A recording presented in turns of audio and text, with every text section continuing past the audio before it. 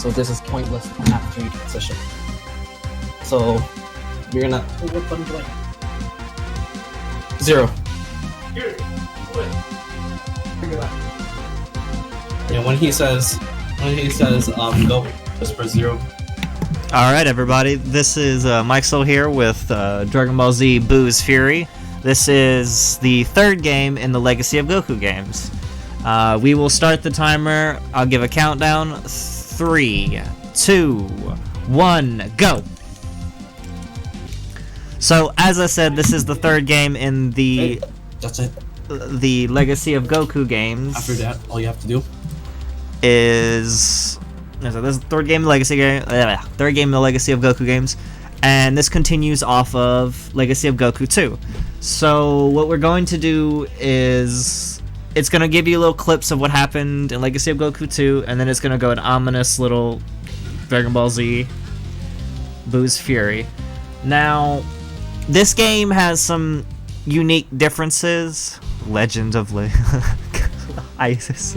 Fuck Terra, please. So this game has some unique features that the other two games do not have. So they added a few new things. A new one is B canceling. So if you notice that the texts are going to be kind of just disappearing before they even have a chance to show up, it is because I'm trying to cancel them on the frame they show up. Which is why you'll see me just kind of spamming B.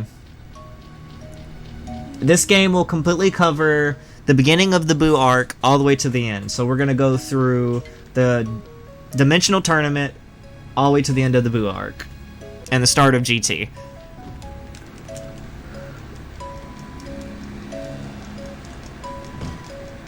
This game is it is very weird in the Dragon Ball Z series because it is one of the few RPGs, and that goes for most of the Legacy of Goku games. So right now what we're doing is we're just kind of going to the Dimensional Tournament. They're going to explain how the game works. They're going to explain the item system. We won't get to see GT. It's literally just the end of literally the last episode of Dragon Ball Z that shows that Oob is a character. So yeah, another feature they added is the gear system. Gear has different effects. We will be trying to get we'll be picking up certain gear as we go through, and then there's going to be RNG drop gear that'll be extremely important later down the line. We're going to need... the big items we are looking for are weighted gear, anything with strength in the early game, and an item called Sneakers. Sneakers will grant us extreme movement speed, but it's super rare. If we don't get it, that's fine. We'll just adjust. Weighted gear gives bonus XP, and the strength is used to pretty much abuse a quick one cycle on Buu later on in the mid game.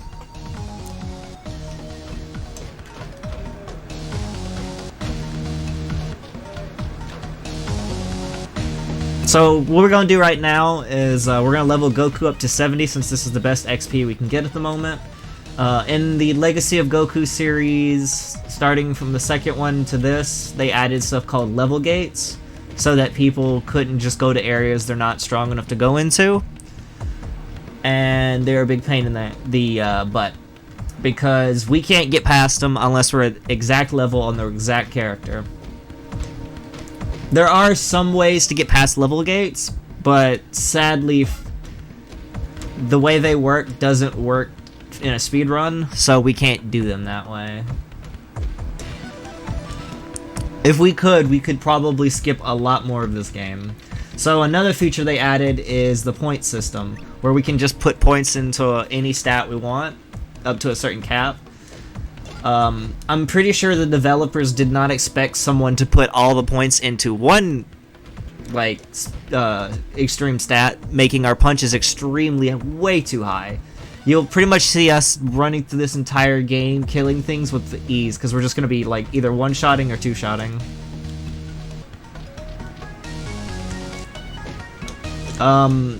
Usually in a speedrun, you would put all your points into strength, and then a little bit in endurance once you hit the cap. Any other stat does not matter in this game. You could put energy, increases your energy blast, which we will pretty much never use unless we do a safe strat somewhere down the line, but even then it's not that big.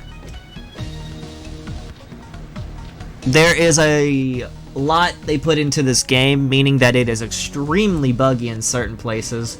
There are a lot of unique glitches and craziness throughout the game, mostly occurring more often in the mid-game to the late than any part of the early.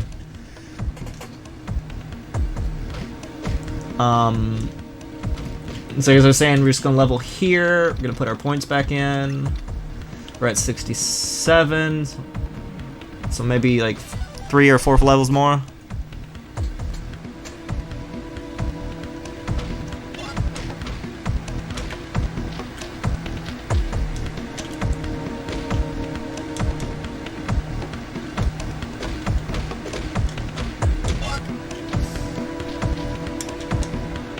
Alright.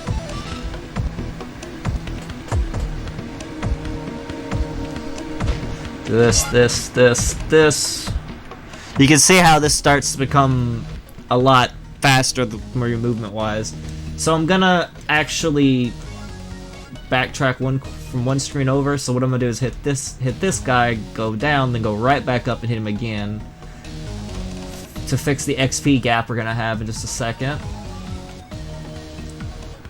So we're at 70 now. Alright, so we're gonna switch to instant transmission, which is another ability that Goku has at this point in the story. And the reason for it that we're switching here right here before you actually learn about it is if you go up to that door, it'll give you a text box explaining what level doors do, but if you instant transmission into it, then walk forward, you immediately skip that text box. And Kamehameha this to open that door, then switch back to instant transmission to get that treasure chest to move through the story more. So, which is transmission, they say, wow, I've never instant transmission trick, such and such. And now they're arguing about who's better, Goku versus Pikkon. Which we will do that fight in just a second. In this game, before this game, they tried to start making more cinematic for GBA, but there was only so much they could do. But in this game, they put a lot of effort into it. Like, there's a lot of crazy cinematics they went through in the engine. So, like, in here, you're gonna get a few fights of the tournaments that they kind of made little cinematics for.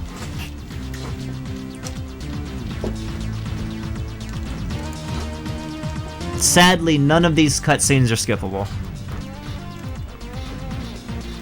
Which is not that bad, because they're actually pretty cool.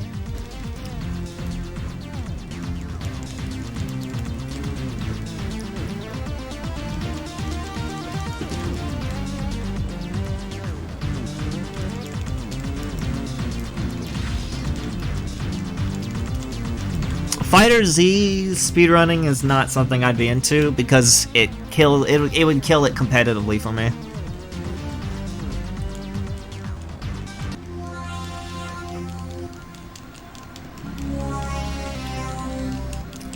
So this is where we get to play as Goku again, and we're going to be fighting Pikkon 2 times. And go. So, unique mechanic they added to this game that Log 2 did not have is they added blocking.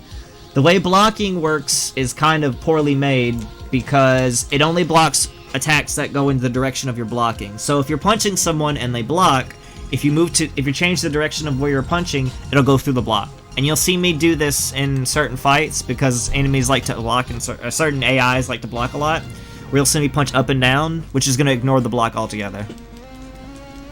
That's one of the cool cinematics where you just punch him up to the ceiling and then punch him back down.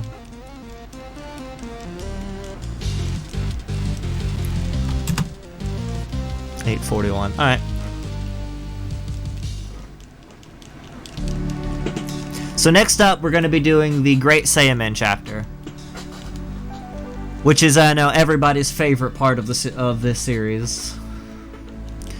So we're going to go into Gohan's room to grab a backup Lazarus Crystal. Lazarus Crystal, the best way to put it is think of the fairy in Legend of Zelda. You die, it brings you back to life one time. It's like a 1-up, best way to say it. So, Chi-Chi's going to give us some food, you know, just saying, hey, this can heal you and bring back your energy. This is another new feature they added with the food system, which we're going to ignore because we're just going to use sensu beans the whole time. The true diet of the Sea Warriors.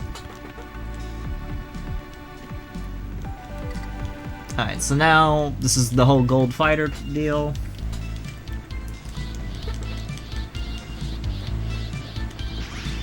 Kai Blast. So there's one of the items I was talking about which you pick up that could help you stuff. We ignore any item for necklaces, because necklaces stats are just not worth picking up most of the time. There's one that is, but we get a better item down the line, so we don't pick it up. You can't do the pose, sadly. It'd be hard to pull that off in GBA graphics like this. It wouldn't be the right pose, so it wouldn't work. It's gotta be the right pose, or it just doesn't work. Alright, now we're in school. I know that's the last thing you guys want to see on summer is a game where you have to go to school.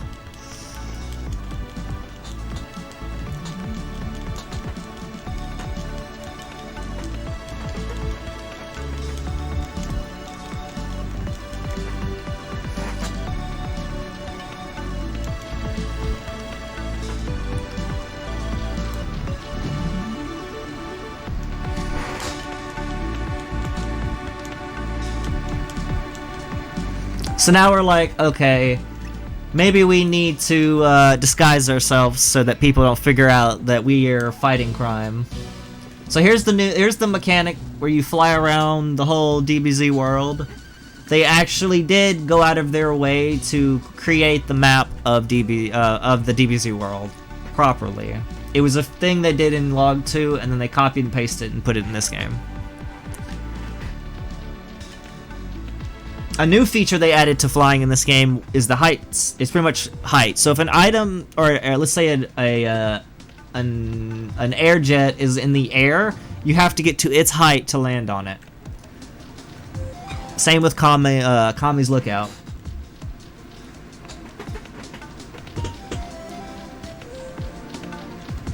So now we got the capsule, which Bulma needs to create the outfit, and we go and talk to Bulma, give her the capsule. There's the first time, and then the second time. So now into a cutscene. So, interesting fact in this game, the strongest transformation in this game is the Great Saiyaman outfit. And the reason for that is, it gives you all the stats of Super Saiyan without the energy drain.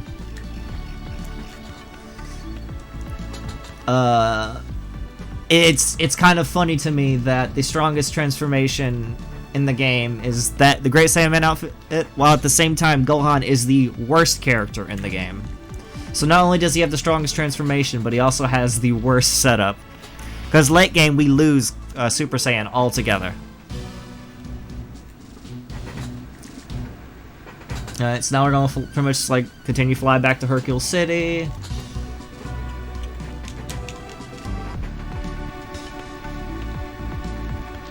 It is a transformation, technically, which we can only use during this chapter. After that, it's gone forever.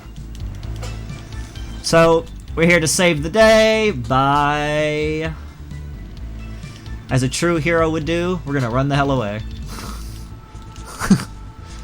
we got time for that. We ain't got time to save the day.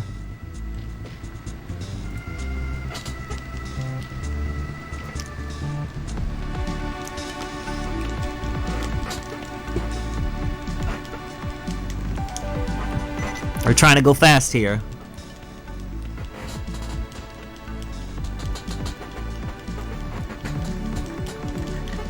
So now we got some bank robbers pretty much doing what they do, rob a bank.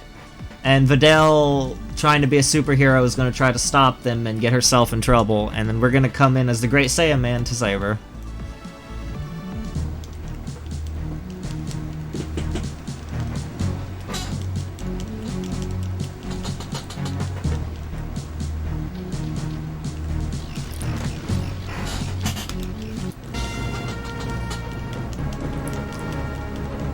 And that little random punching around is what they thought would be a good idea for the pose.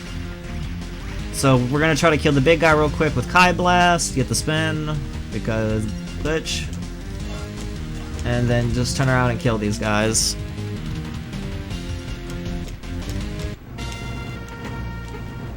So I do need to pick up a little bit of money, because we're gonna do one shop and then never use the shop ever again.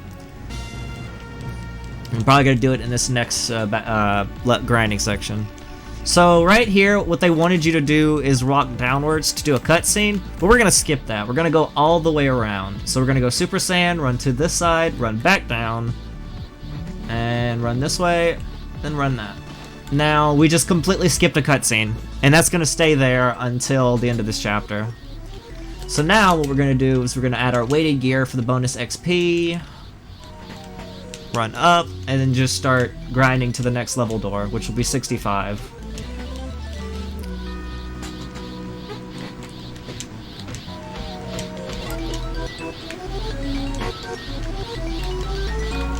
You're gonna notice in this game there's a lot of level doors, and that's just gonna be a trend where we go to a certain area and then just kind of grind it real quick and go forward. It's one of the big downsides to this game. If we could just remove the level doors altogether, this game would be so much better casually and for a speedrun. So we're gonna put our points in, and we're gonna grind off these big guys since they give the most XP. So, because Great Saiyaman is Strongest Transformation, we're going to use this to turn into the Great Saiyaman to save the little dinosaur.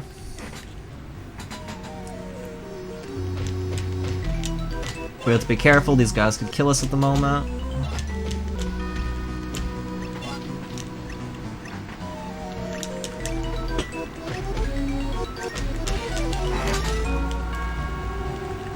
$61. Put our points in. Grab all that money.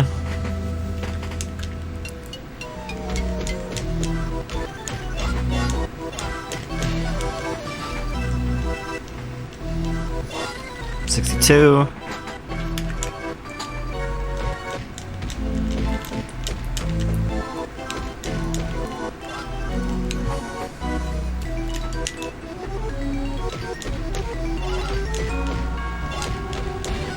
$63.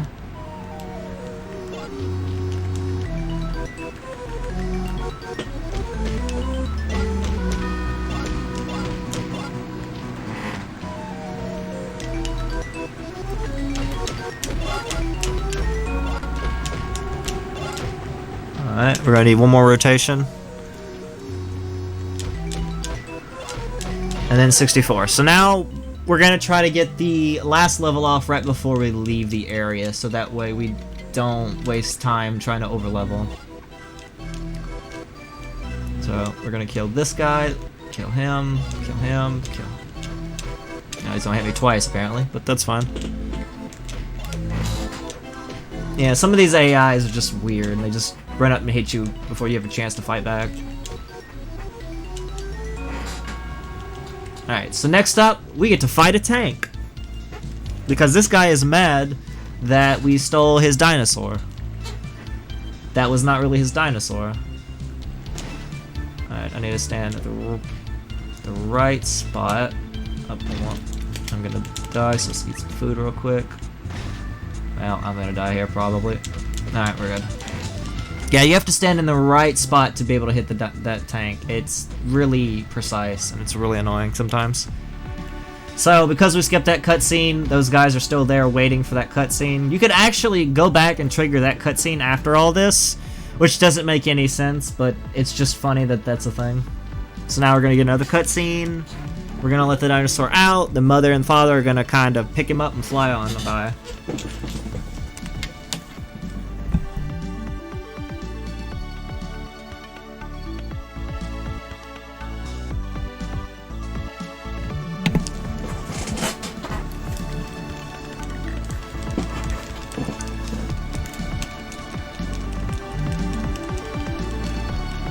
And now we're gonna completely turn back to normal in front of this old lady.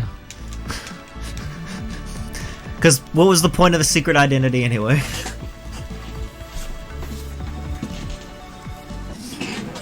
So Goku told us to tell everybody, hey, he's gonna be participating in the next tournament. He's coming back to life just for a short time to do that. Well, pretty much coming back from heaven to do that real quick. He's not gonna be alive right away. Alright, so here we go. We got more cutscenes to move on to the next chapter.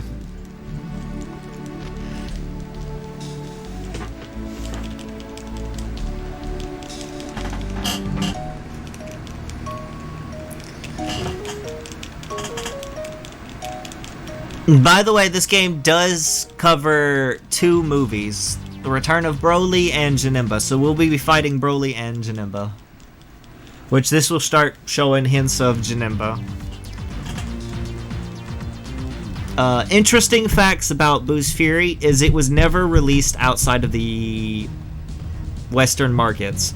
So it was impossible to get this in Europe, Japan, and etc., because it was never made. The company that made the Legacy of Goku games was originally from the US. And the only 2 games that had gotten enough, I guess it was... it's hard to explain it. And had enough... I'm trying to think what the best way to explain it. Was popular enough, that's a better way to do it. I don't know why it took me so long to think of that simple word. But was popular enough to go outside. So, for example, Legacy of Goku 2 had Legacy of Goku 2 and the Legacy of Goku International, which is the one that was released in Japan and outside of the US. So, usually in most speedruns, you would try to grab the Japanese copy of games, but because they're usually the first ones and more buggy, plus the text, but there is no Japanese copy of this game, which kind of sucks. So this is the Goten Rock minigame. It is pure RNG. He has like a homing rock, and it is awful sometimes. I just have to hope he doesn't throw one that's a homing. Okay, we're good. I've seen runners just get stuck there for like 30 minutes or so. It's pretty bad.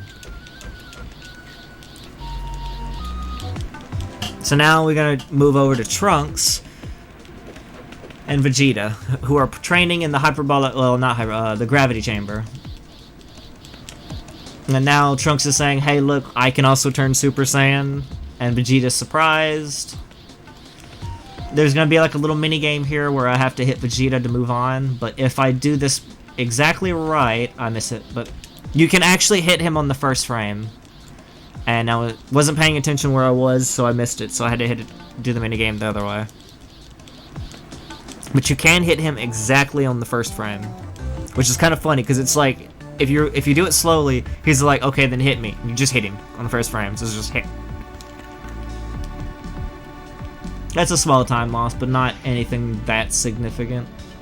There will be another first frame hit we're gonna do later down the line. So now we're running to sign up for the World Tournament. Boop. Imagine a capsule just throwing out a vehicle that size.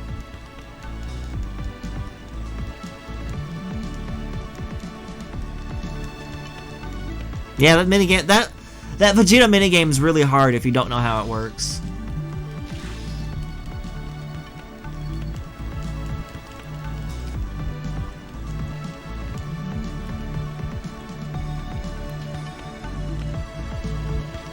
Alright, so now we're gonna do our only shop.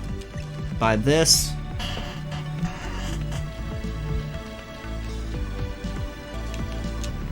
We're gonna register for the tournament.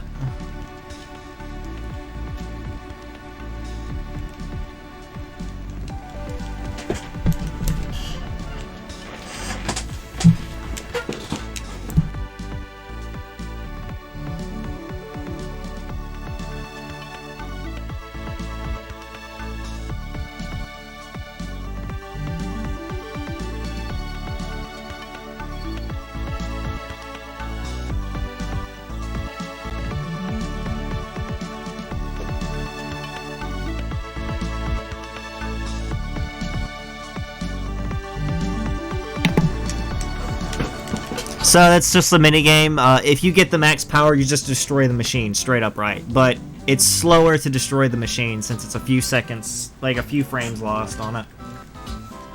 I should have just done it just to show you guys, but it's fine. Alright, so next up is the Child's Tournament. It's kind of boring. It has a really wonky enemy AI, which I will explain once we get to one. So, the guys with the blue hats were never designed to have hit frames, so when they take damage, they just turn around, meaning that they have no stun frame, like any other enemy. Which means there's a chance for them to just straight up hit me right after I hit them. Now, normally they don't, because, well, hello. Another thing that's kind of irritating in this game is that crits are bad. If you crit an enemy, you'll send them flying, and or if you put them into a wall and crit them, that gives them a frame to block, and most of the time they go into a block. So in this game, you actually don't want any crits at all.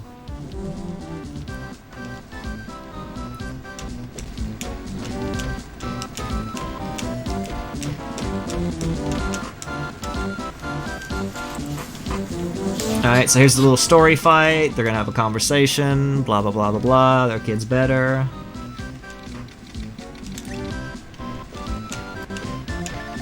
And then we're just gonna beat him up.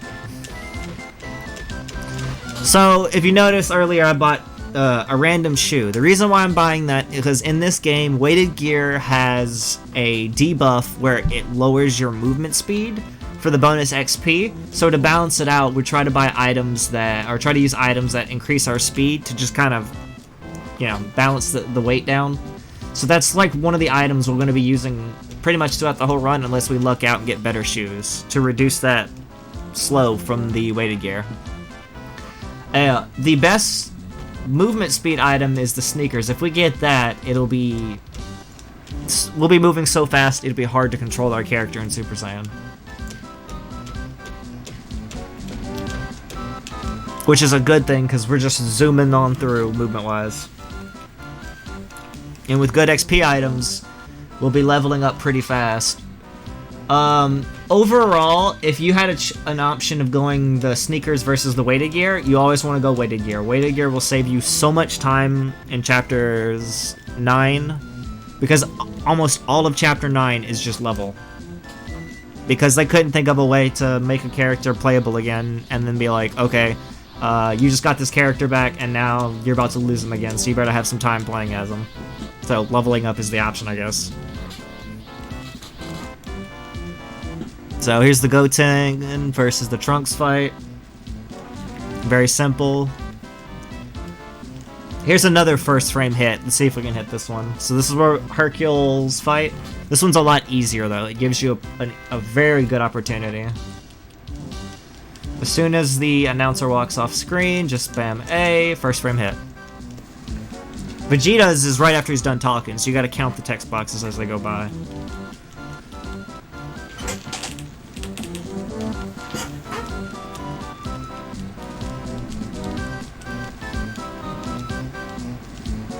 Alright, we're gonna talk to him. Alright, here's the cutscene.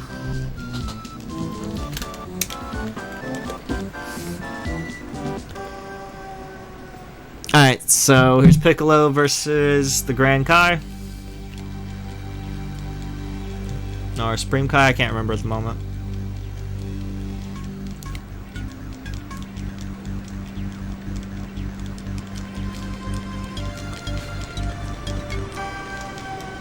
Piccolo gives up because he finds out who he is and is like, I'm not even gonna attempt this. Next is one of the hardest fights in the game, Videl versus Popovich. And the reason for this is Videl has no stats at all. So we have to pretty much get him real quick like this, and put him in a corner. Second phase.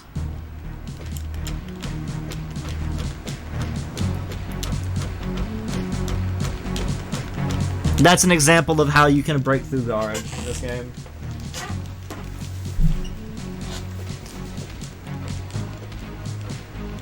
And here's some brutality.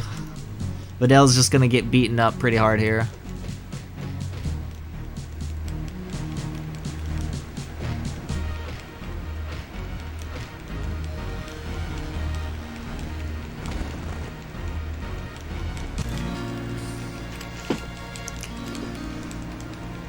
Now our objective is to go get a sensu bean.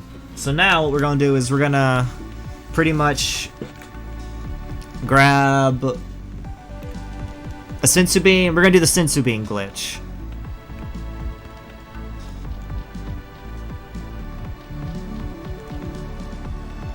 Alright, as soon as I fly, I'm gonna have to get up real quick for a second because there's someone at the door. So, do this. Be right back.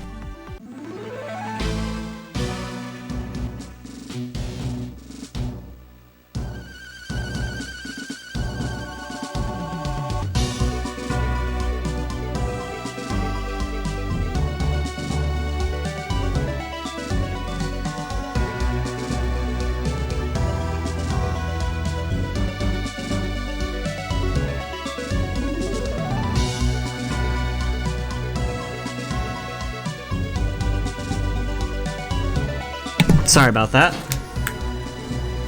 Alright. So now we're, like I said, we're going to Kami's Lookout.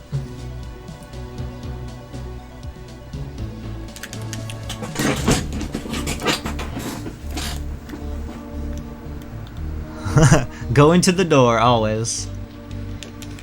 People like to knock on my door when I'm doing this run for some reason. I feel like it's a meme now. Alright, so we're gonna grab the sensu bean.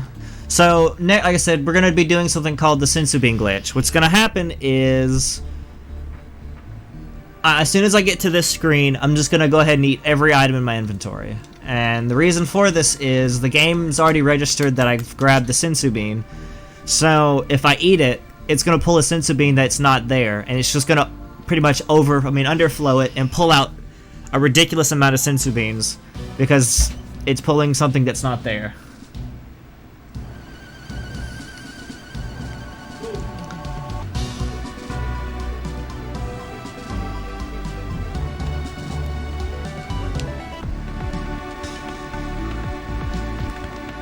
You can't eat the Lazarus crystal, so no thanks.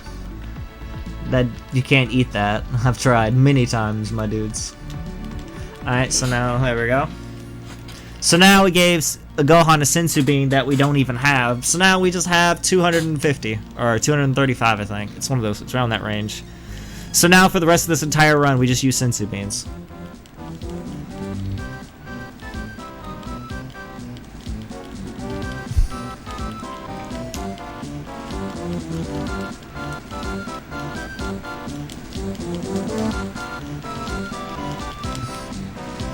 The best song of the game is about to show up, so enjoy it for the 5 seconds we get to hear it throughout this game.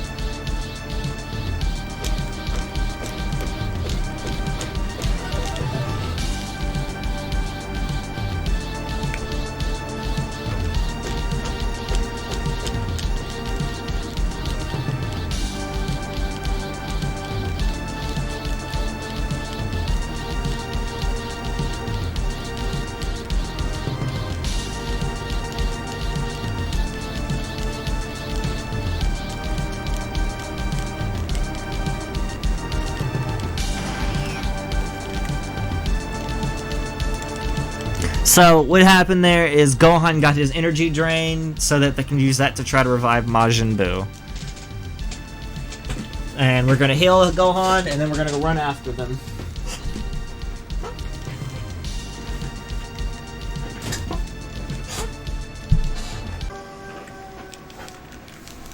So now he's explaining what's going on, and everyone else, we're catching up to everybody else, they know what's going on, and now we do another level door grind. Woo!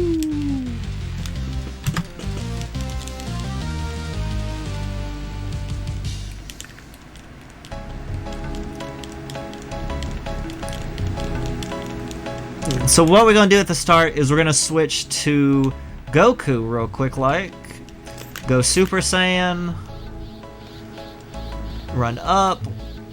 What we're gonna do here is something called Super Saiyan storage, and the reason why it's called that is we're gonna be storing Super Saiyan for Goku for later. So we just switch over.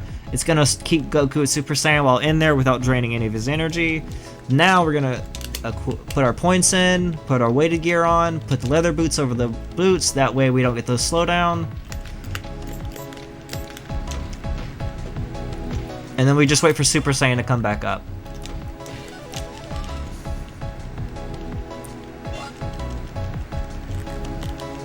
And there goes Super Saiyan here. Run up.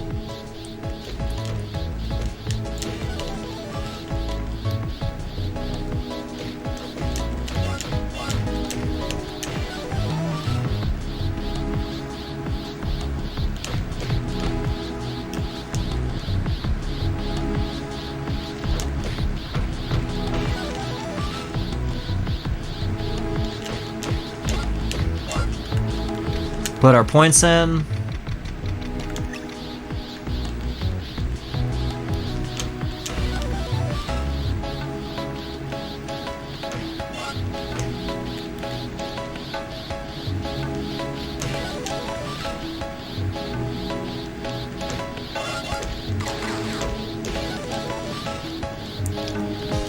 We're also going to be looking for certain drops here.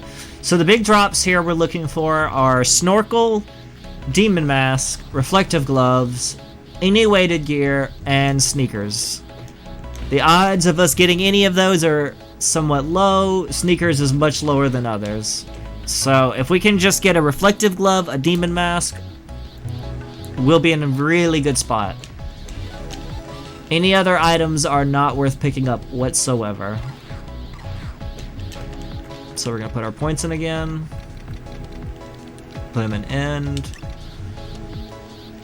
I won't be putting any more points in the end anymore because we won't be playing Gohan for a while after this.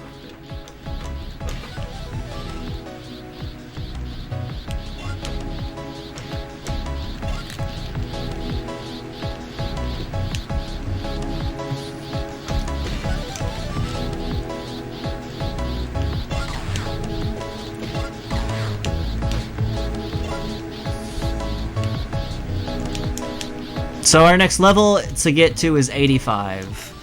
Why 85? I don't know. They just chose that as the level door.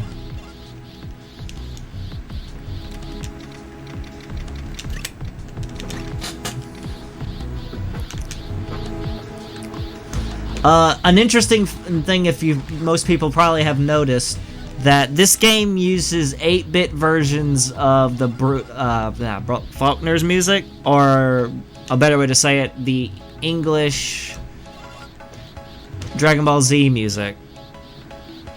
All of the most of all the Legacy 2 and up, 2 and 3 use the English soundtrack in 8-bit, which is actually really good.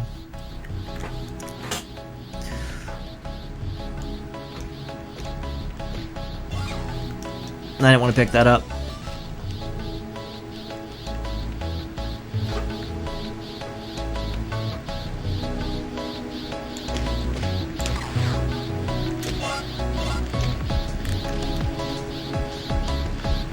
It isn't, but you get what I meant. It's a GBA version.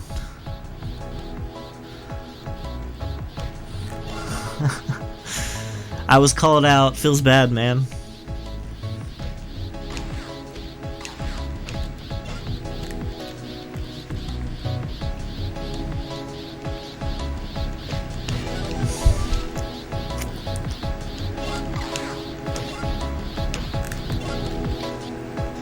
So we're at 83. Put some more points in the strength, and that's all we're gonna do for now.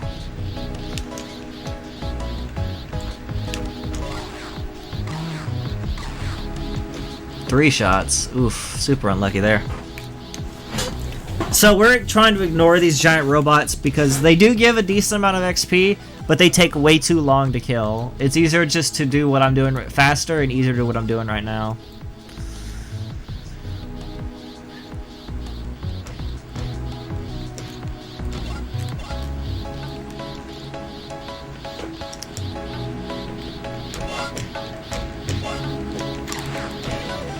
And that is 85. So now we run this way. And then we're going to run straight to the next cutscene.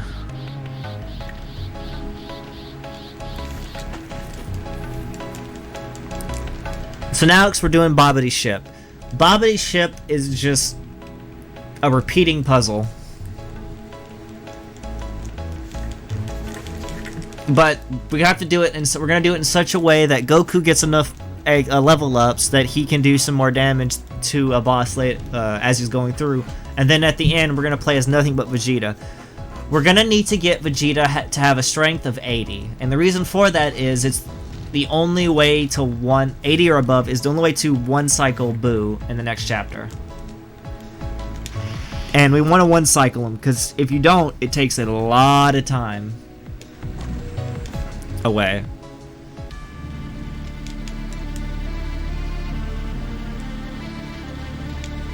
We're gonna use this to switch to Goku, which now that he's stored Super Saiyan, we just go Super Saiyan right out of the gate.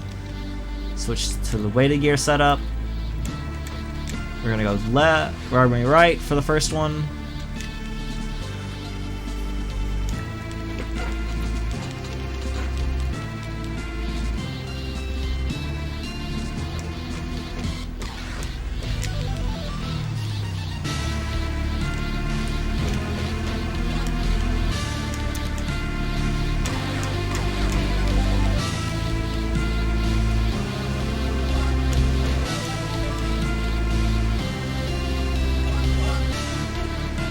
Next, we're gonna go left.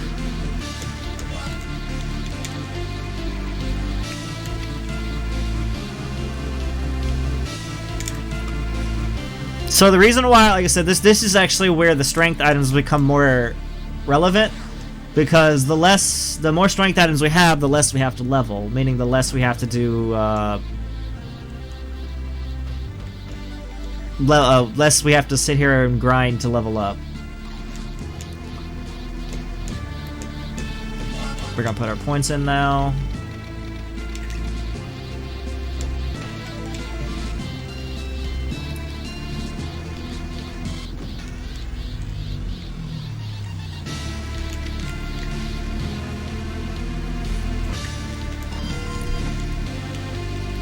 So inside the Babidi ship, there are 3 boss fights.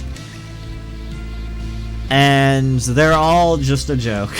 Demon Mask is one of the items we need, so we have a Demon Mask. That's good.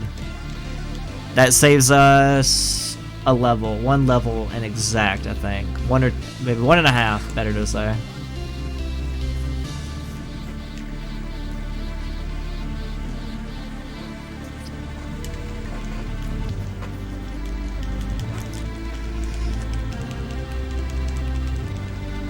So this cutscene is going to store Super Saiyan for Goku automatically.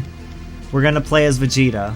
And this fight is technically the joke in the show where the guy's like, I've trained at 3 times the gravity. Well, we just hit him once and he's dead.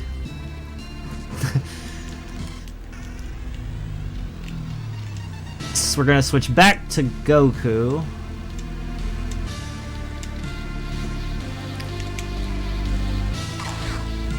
We're gonna kill this guy real quick for the extra XP. Run this way.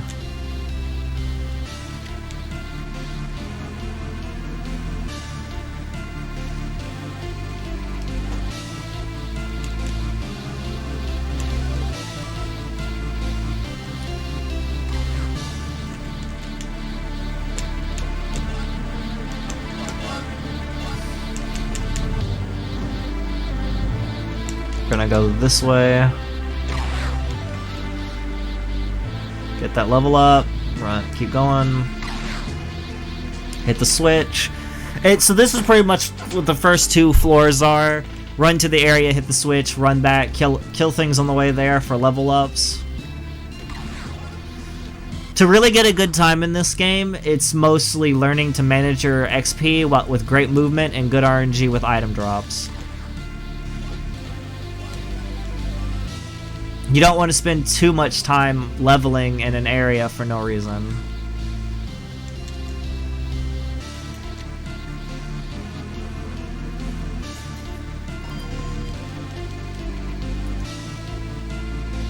So now we're going to put our points in again. Eat a sensu bean. Take the weighted gear off. And then add a demon mask on.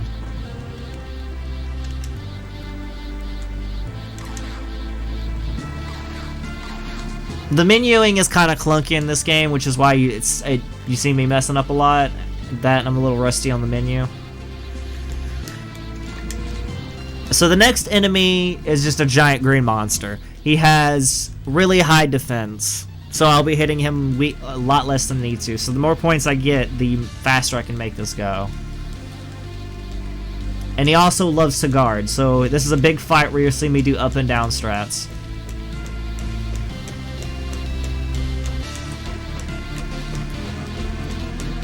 There we go.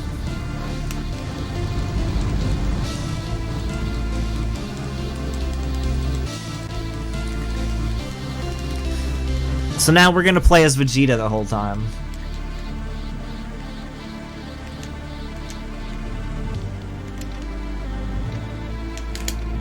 Alright, so we're gonna equip weighted gear, boots, demon masters require level 36. So we're gonna make sure we get to level 36 to equip that, and then see how much strength we have at that time. So for the third one, we're gonna do something a little different than what we did for the first two. First two, we would run straight to the switches and such. But the switches aren't there. Oh, that's great. We also have reflective gloves now. That's another level we don't have to level up. Oh, and a weighted gear. Sweet.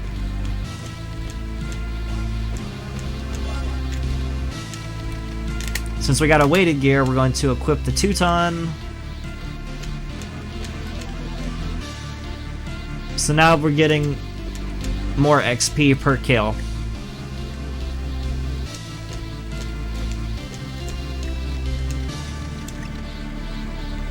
We're gonna go this way. We're gonna run through this. Pretty much ignore these guys unless you miss on the first hit.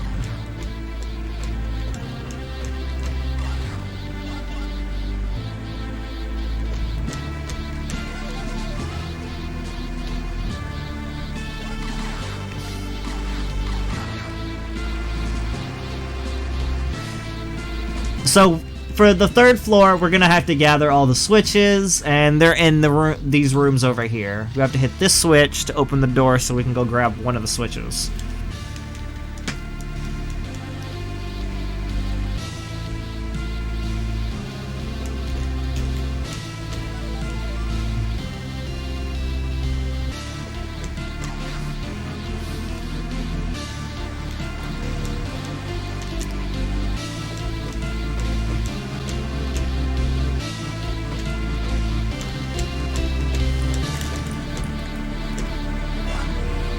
For those in chat, I would like to know who's your favorite DBZ character.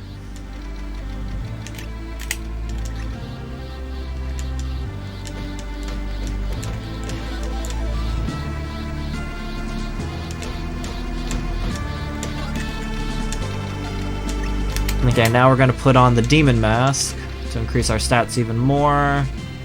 Okay, so 76. We have a little bit more to go. micsoul is my favorite DBZ character? Nice. Didn't know I was a DBZ character.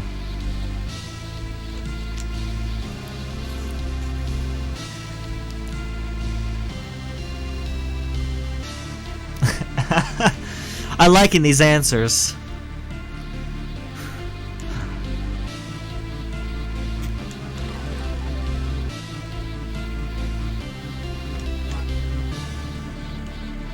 At this point, I think I'm at 72, so I'll put the reflective gun, 75. I need 2 more levels, which I'm not going to use weighted gear for to get, because I can just rush now and just randomly kill things on the way and be fine.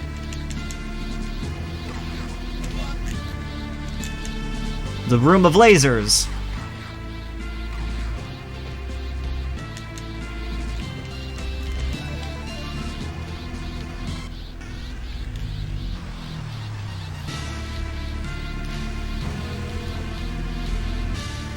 Cell is a good one, but Cell is awful in every game he's in because he's just a mean AI. He does not care about anything that goes on for speedrunning, at least.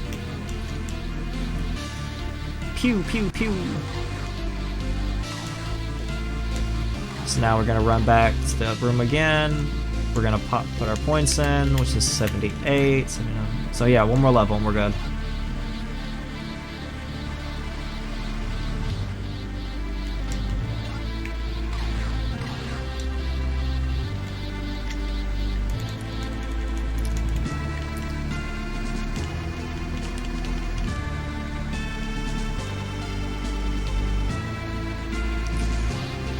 So now we're gonna grab the final switch.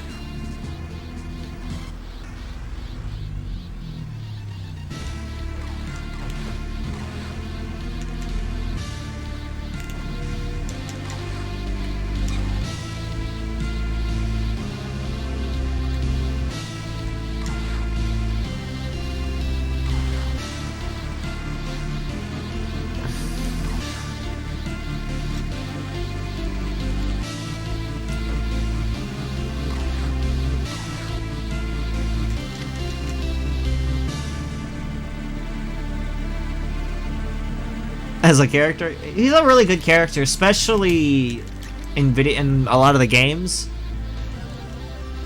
He has a very unique design. His whole concept's pretty cool, where it's just cells of all the strongest warriors on Earth. And Frieza. So now we're just gonna ignore killing things because we have the exact amount of, well, we have 81 strength, which is in a perfectly good spot for us to one cycle.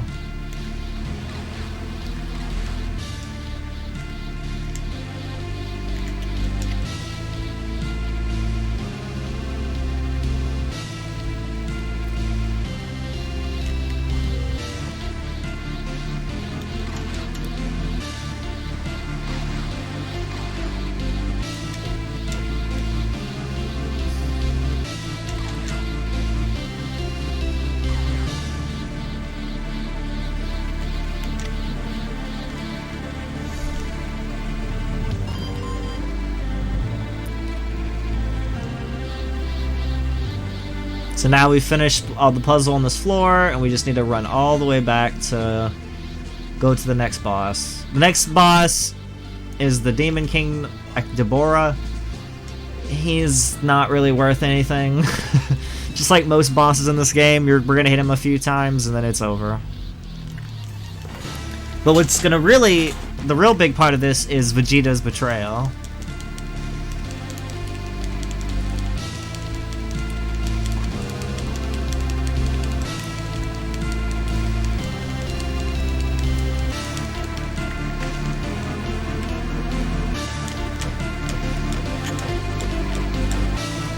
Just like normal, you start off with 3 blocks for no reason. Alright.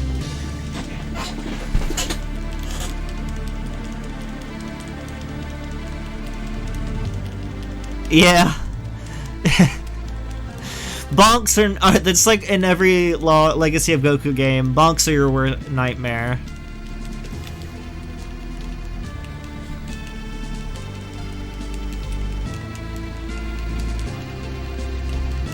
There's actually a thing in Log 2 where you can bonk and then trigger a cutscene, and you can just hear the bonk as the cutscene. As like go switch to another character for no reason.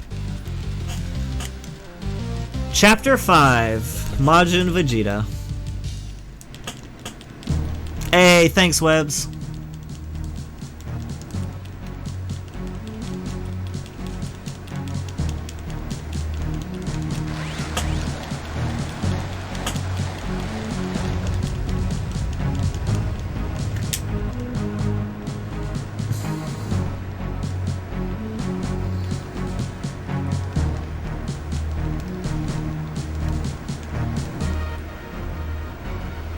Vegeta just killed a whole bunch of people in the stands. Oh no.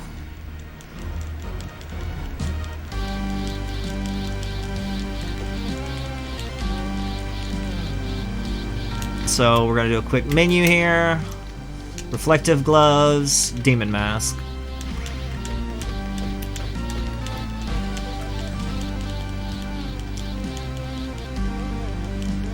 So I do need to give y'all a heads up for those who are wearing headphones. There will be a really loud and horrible sound in just a minute. When Gohan does his Kamehameha, they chose the worst sound effect possible. So just giving y'all a heads up.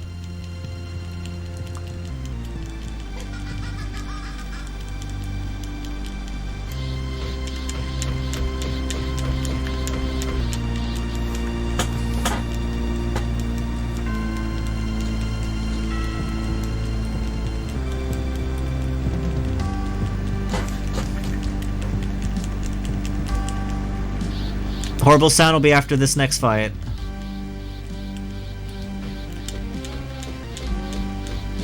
Alright, horrible sound. And 3, 2, 1.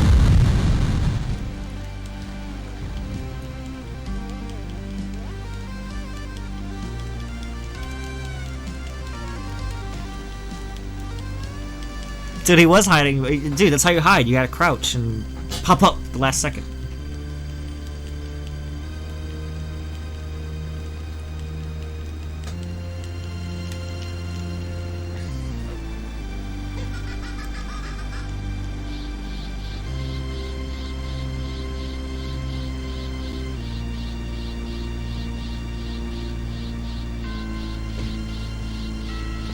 So now we're playing as Vegeta.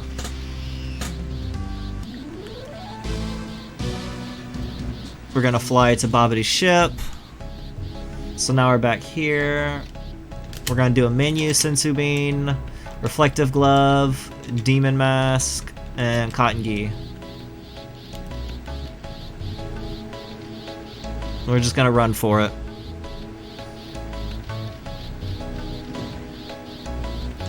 Bonk.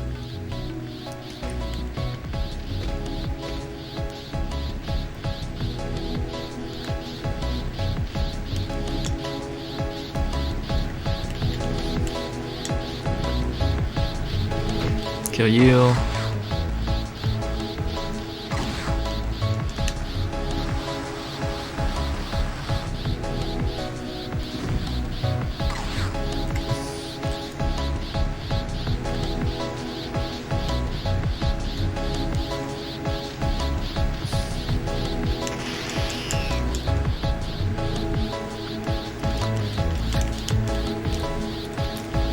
Punches Gohan away.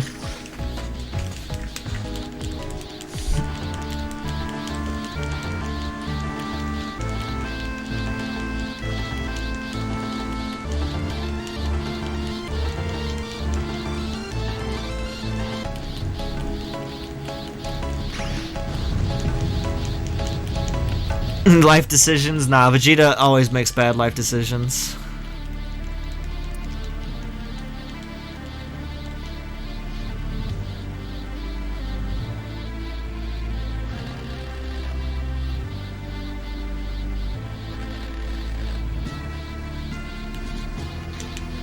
So the way this fight works is we have to wait till Babidi comes down, so that way we can knock him unconscious and then fight Boo. So knock him unconscious, put him into a wall, and just keep it wailing on him. There we go, one cycle.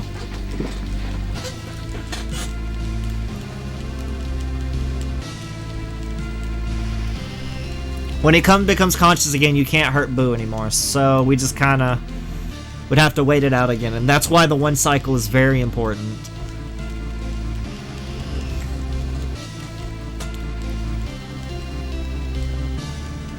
Alright, here comes the Vegeta sacrifice scene. Get ready, boys. This is technically a bathroom break.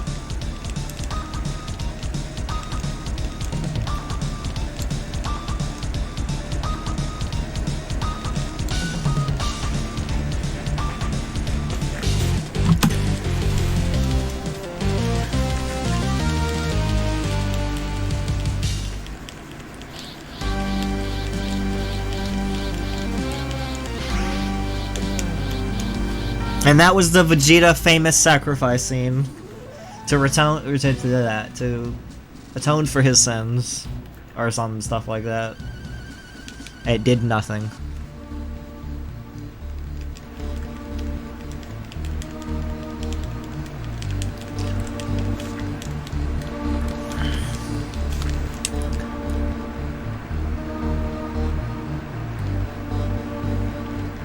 Here's Chapter 6. Chapter 6 is known as the longest chapter in the game. And the whole time we'll be playing as Trunks and Goten. Oh my god, Mr. Popo. Please. You're trolling me, man. You're trolling me.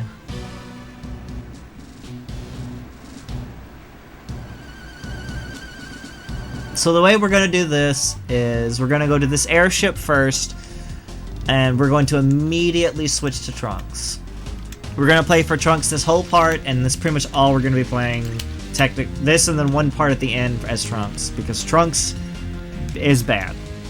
Base movement speed, he is lower than Goten, so we just want to stay with Goten if we can.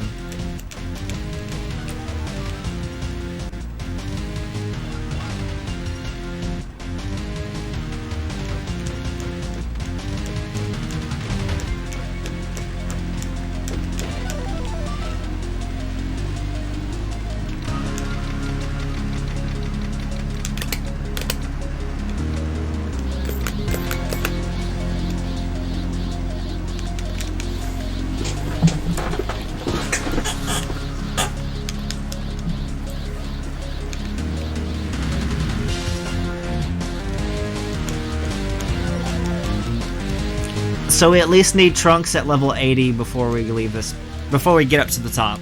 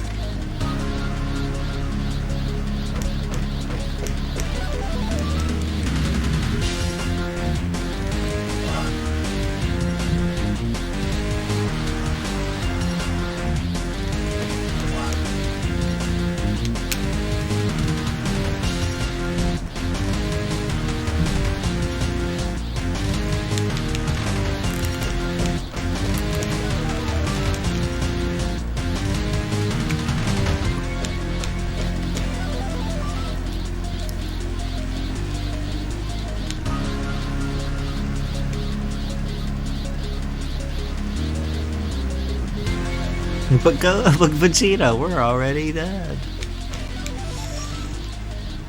I remember that movie. That movie was great. Whoop, no points in power ever.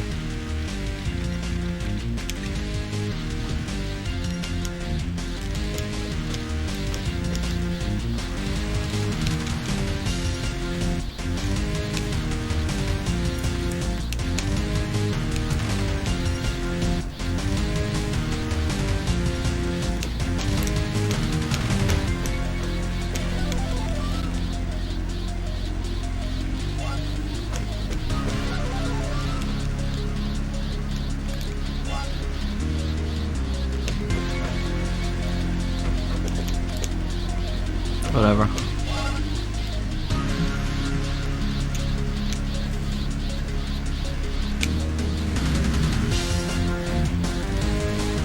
The power stat seems random, yeah.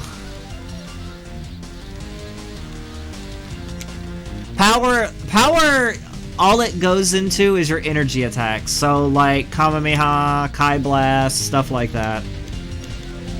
That's all it puts energy into.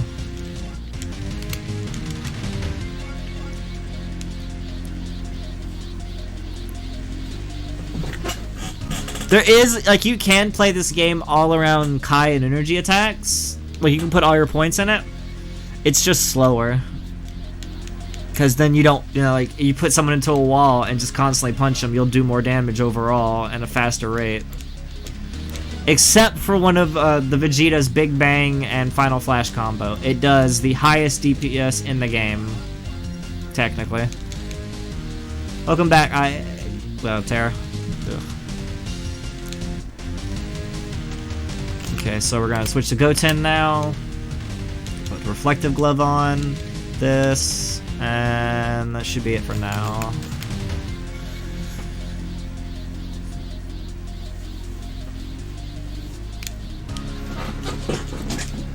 So the reason we switch right there is so that Goten can get this XP for this boss, and that we won't be able to switch on the way back down. And we need both of the Goten and Trunks to be level 80 by the time they leave.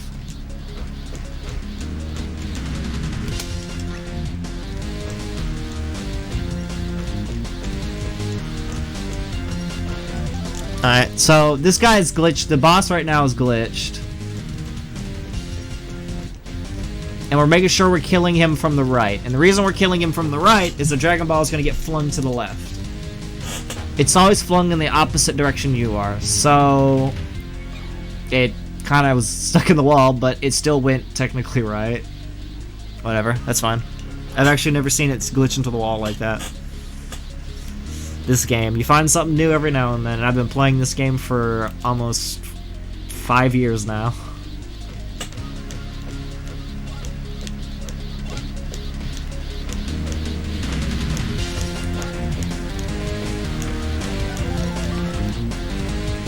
What's up? Hi there, Ice. How are you today? Oh, well, that didn't do well. Sensu Bean. We're gonna ignore him because he went to his little ball. I don't want to deal with that. Alright, so now we're gonna switch our gear again. 2-ton, leathered weights, demon mask.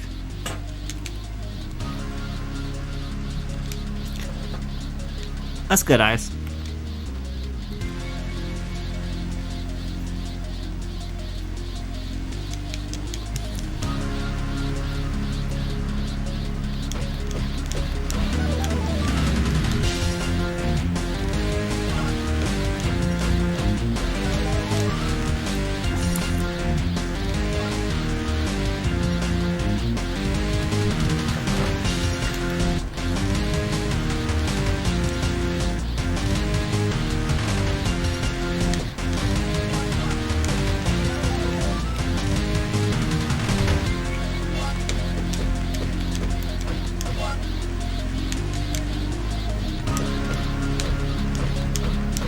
So these ball guys are very aggravating, because after they hit you 3 times, they turn into their little balls, and they can't take any damage until they get out. So you want to make sure you don't get that 3rd hit off on you.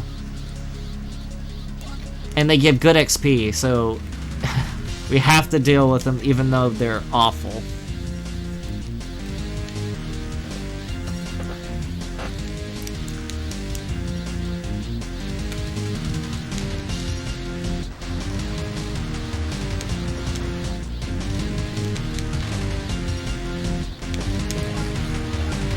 So we're all trying to gather up all these Dragon Balls so we can wish back the people that Boo killed, but not the people that Vegeta killed. Because apparently, everyone forgets that that happened. Because reasons.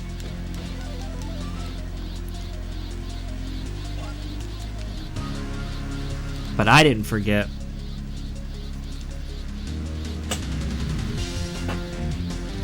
So far, everything's going alright.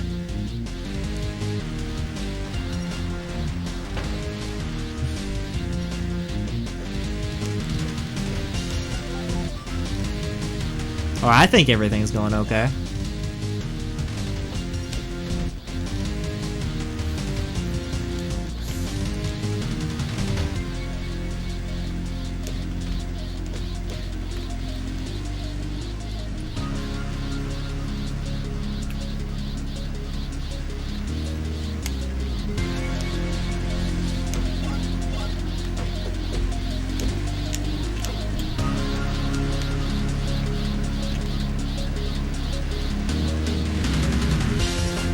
They were the second-class citizens. Oof. Ah, the feels on that.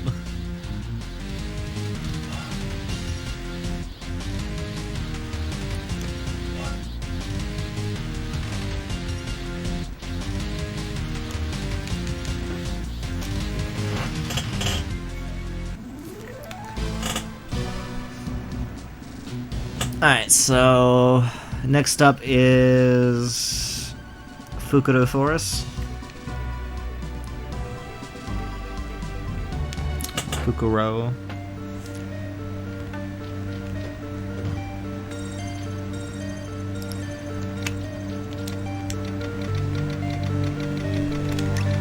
Also, as we would call it, FU Forest.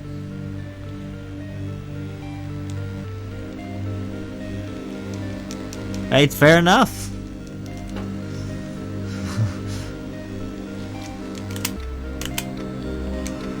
Alright. Okay, we're good. Make sure our item setup is right. So by the end of near the end of this chapter, we need to at least be level 100 for Goten.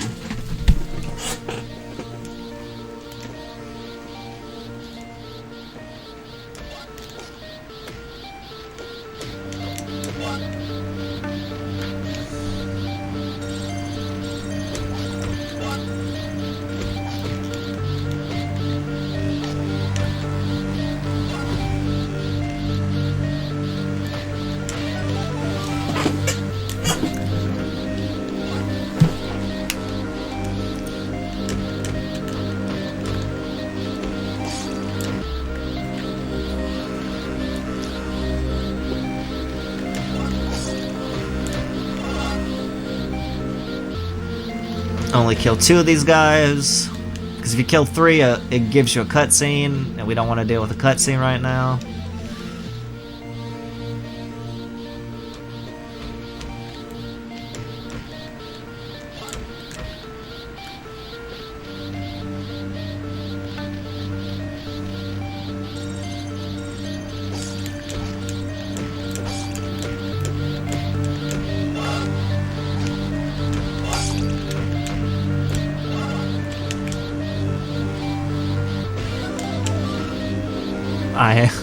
Lol. Ah, sneakers! Oh, that's big. Oh, okay, that's really big. Welcome to the highway, boys. We going full speed here. Shoot, shoot.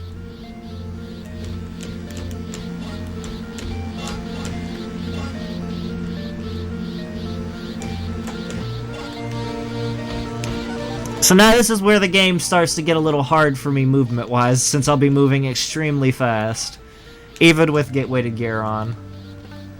It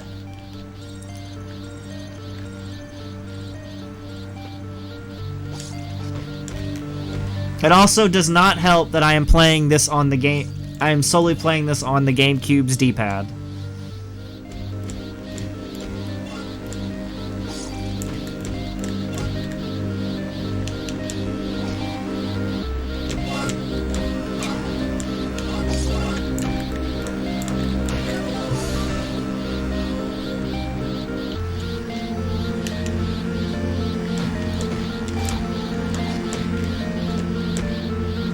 Now, if we can just get a 10-ton weighted gear drop, this run would be crazy, RNG-wise. Oh, is this 10-ton?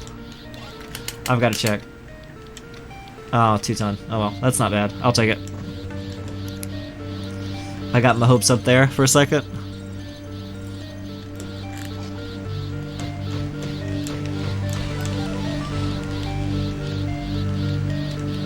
And boom! Fun Easter egg, if you break that coffin, you get the Goku hat.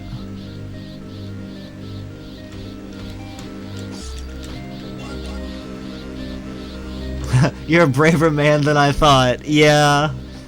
I don't have a controller for the GameCube, so for the Game Boy player, to really play this game other than the gamepad from the GameCube controller.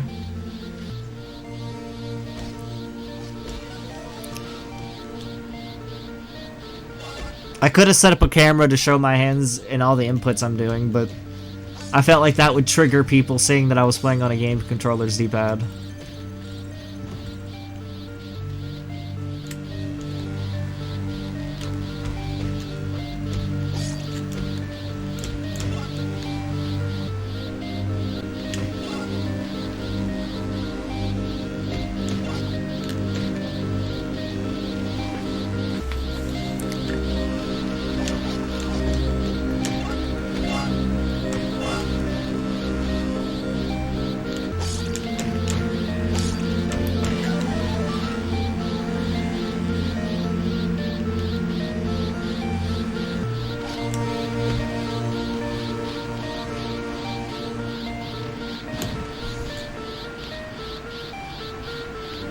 There is no transferring stuff through the games. The idea of the developers was they wanted to make this game feel like you're continuing from Legacy of Goku 2. So what they did is they chose the highest stats you could get in Legacy of Goku 2 and pretty much making that the starting levels here. So on Legacy of Goku 2, the highest level you could go to is 50. So in this game, Goku, Gohan, and them usually are supposed to start at level 50. Except for story-wise, where some characters will start differently. Higher. So it's like they try to make it feel like it continues on after the other game.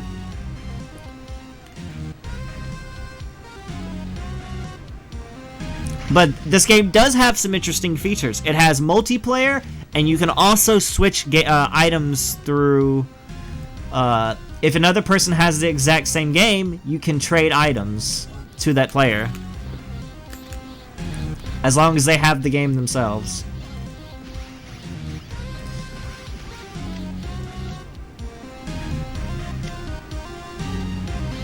Yeah, so like you can do 1v1 fights against each other, which is kind of funny to watch.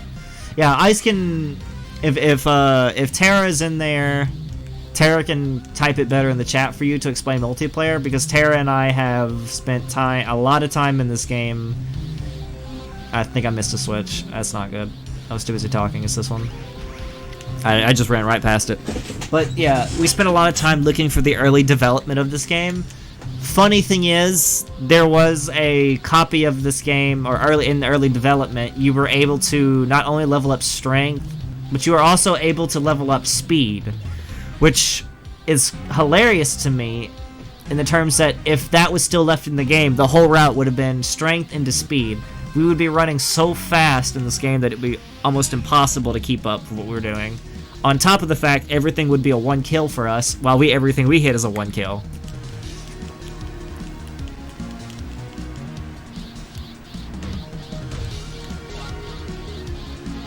It was an interesting idea. We also know that there are, in the game right now, there are 3 versions of it. There's the beta copy that was given out to someone, but we have no idea where it is now. There is the 2-in-1 cart, which is an earlier version, and then we have this version, which is the actual release game. The biggest difference we know about the earlier version versus this one is the earlier version has some NPCs in different spots, which actually makes it slower, and it's a little bit more glitchier. So in this one, for example, the guy at the tournament is standing next to you, while in the earlier version, he's standing by the door. So you'd have to run all the way down to the door to trigger the next fight for the tournament. We also found some items that weren't in this version, but they're not really relevant. And we also found a weird glitch where you could trigger an event that shows up. Like, you could be at the last chapter, and then an event shows up that could literally send you back to at least 5 chapters, and then it just resets it. Like, you could infinitely loop this game. Beat the final boss, do that part again, go right back through it, go through all the story, beat the final boss, and just constantly repeat that. If you can figure out how to trigger him to spawn. We don't know how he did it. It happened during one of Terra's runs. It was interesting to see. But don't get me wrong, this game has a lot of crazy glitches to it, too.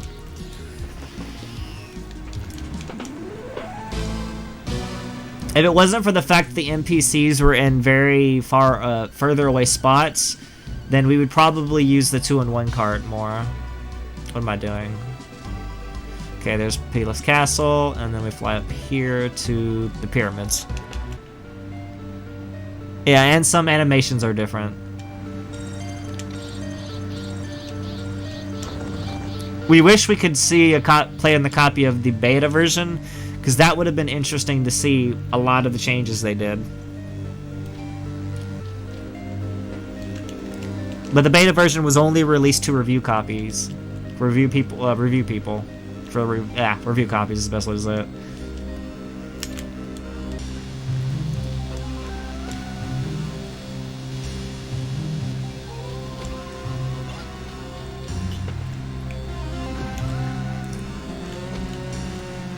gear. Let's go back. Go back.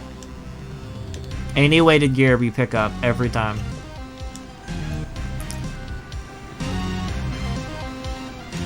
It's fine, Tara. One day someone will make a run of the review copy and we can finally figure out what's in it. I hope that speed thing is, because I want to just see the game extremely broken because of speed differences.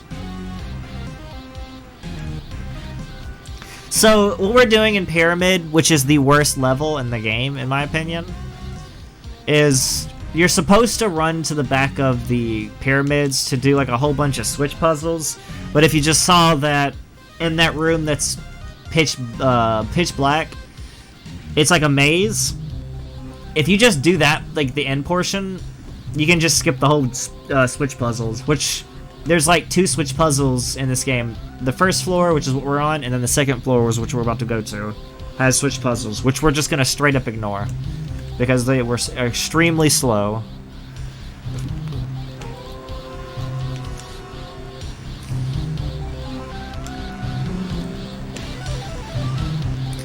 So now we gotta keep up with our level. We're level 99. So since we're level 99, we're gonna switch up our gear real quick because we don't need weighted gear anymore. For at least this chapter. We're gonna need it again later on.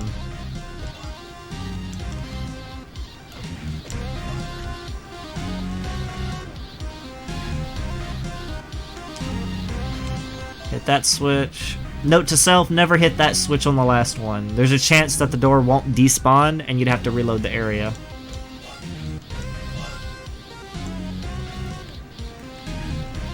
Hit this switch.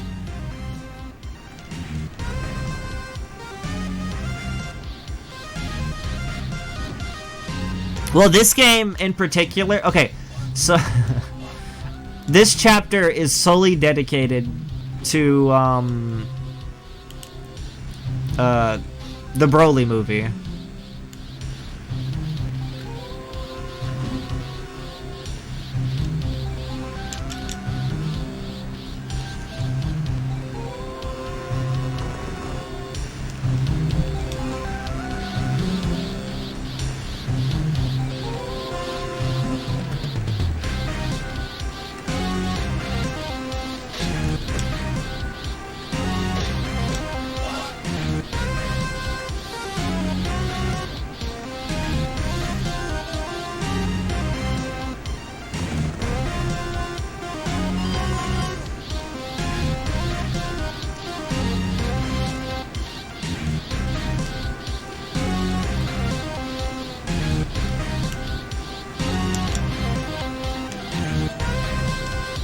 Gotta save all the scientists because they're lost in this pyramid for some reason.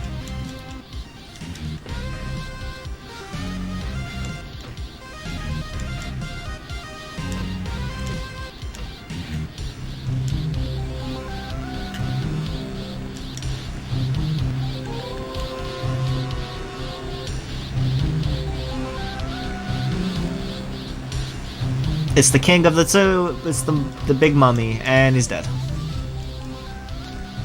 Beat up the king. Feels bad, man. So now we're level 100. We might have over-leveled a little bit, but that's fine.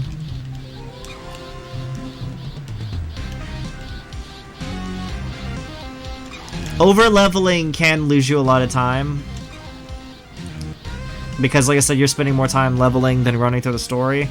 What you want to do is you want to at least hit hit your 100 on the next area, not this one. So this just tells me that I spent a little too much time leveling. We're going to switch up our items again. This is going to be Ox King Hat, and this is going to be Mystic of Ages.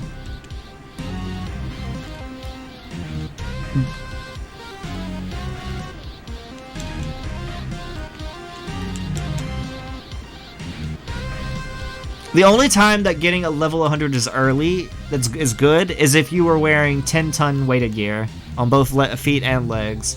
And that means you got the XP bonus enough to where even if you played absolutely perfect, you still would get that bonus and make the level early.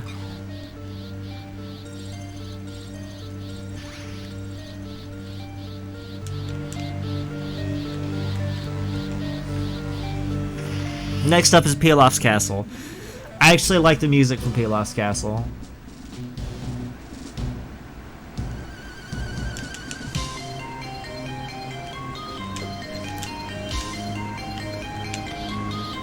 You're gonna hear this song a lot. This is like played a lot in the late game.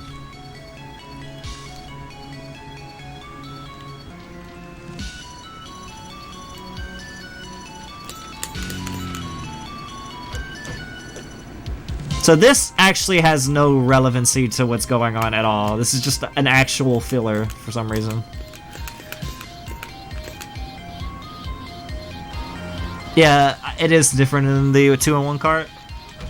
There's some weird audio difference, like just the volume of it.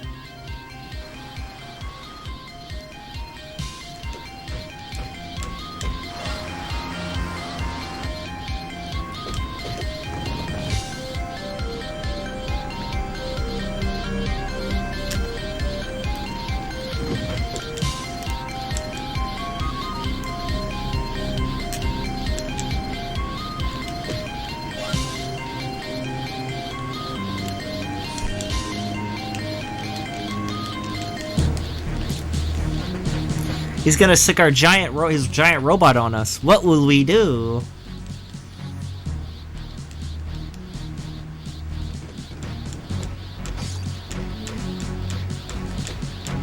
And it's dead.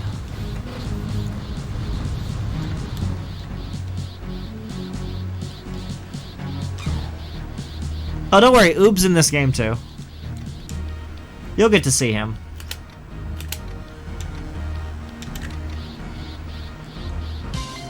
But that'll be at the end of the run.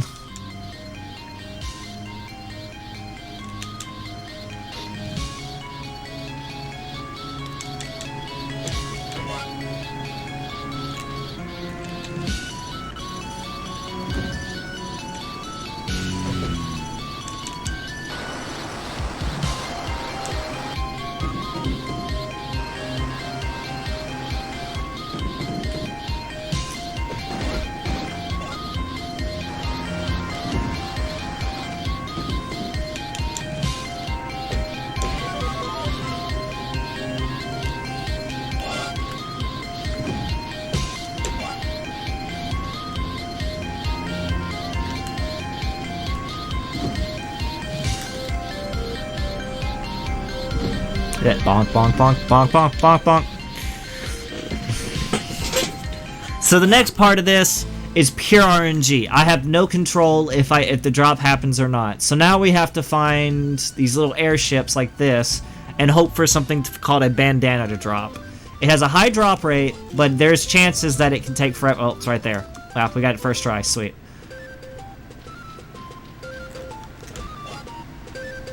That's actually really good that we got that first try.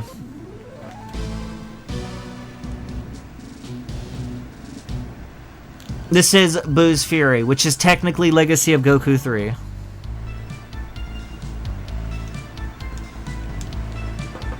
So now we're going to switch to Trunks, which is the last time we'll probably really play as Trunks. We're going to take off the weighted gear, put reflective gloves on, put the sneakers on, put the bandana on, and we're off.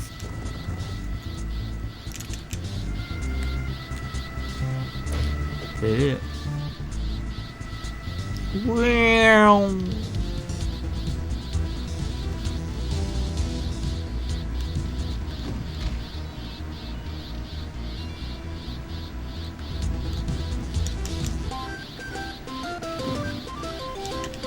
So you can't get in here without the bandana.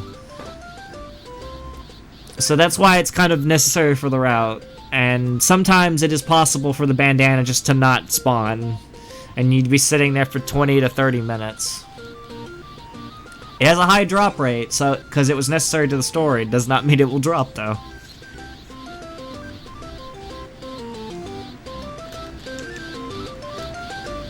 So the monkey stole our bandana, and everyone's like, "He's not a bandit, get him!" And we just run out. Interesting fact: the store right here is the black market.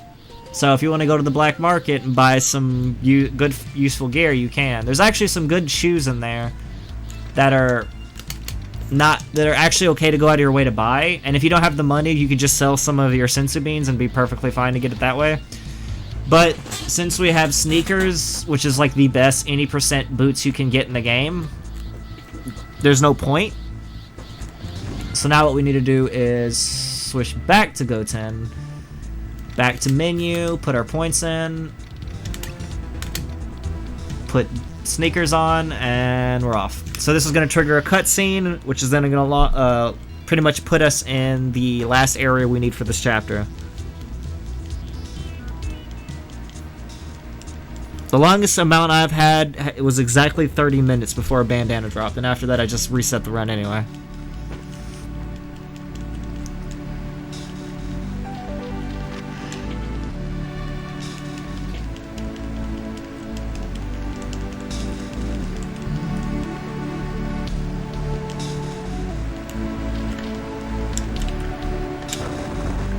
Alright, so this is the final area for this chapter.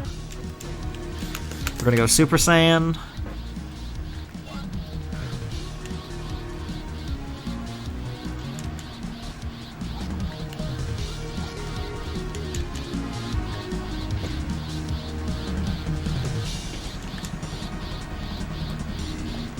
So one thing that you need to remember while if you ever decide to play this, do a speedrun of this game, Kazoo. Kazoo's another big item. Is that if you're not in Super Saiyan, you're wasting time.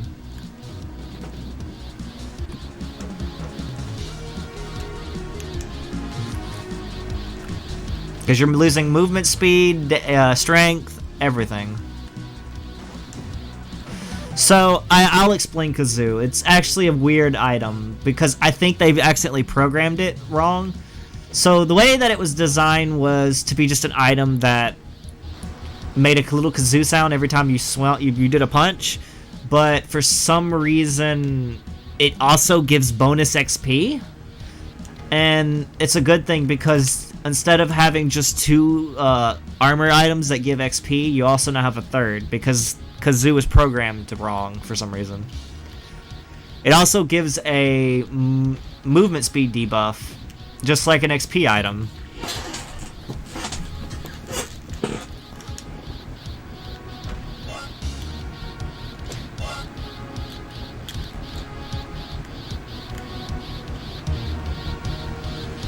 Yeah, it also lowers your damage output.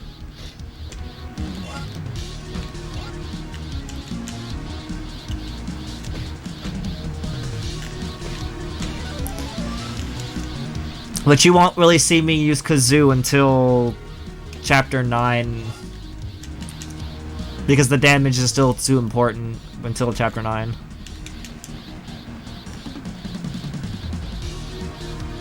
So here we're gonna hit a switch, which builds that bridge.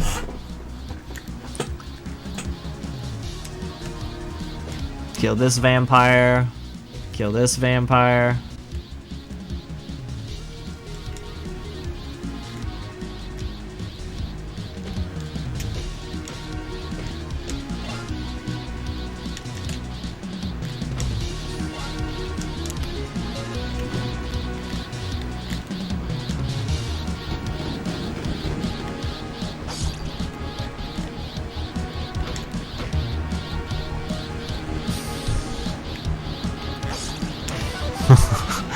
What color's the stop sign? That's actually really funny. Alright boys, it's the legend himself, Broly. To think he was called the Unstoppable. Jesus, Broly. Chill, bro.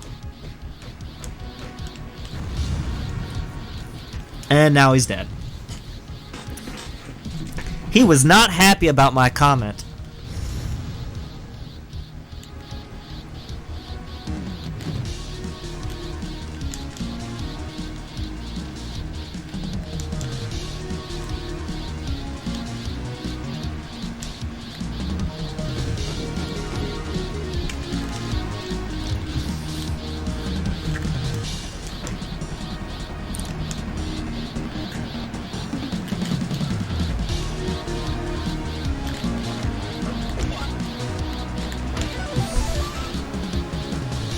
They should put Bio Broly in. No.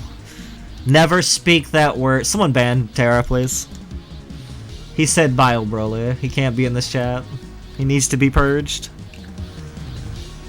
Ice, bully him.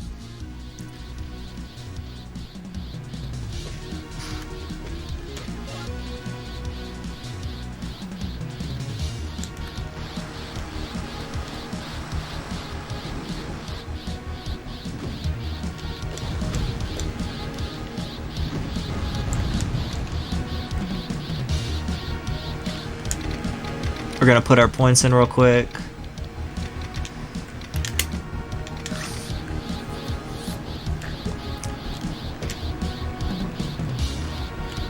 You foul fiend!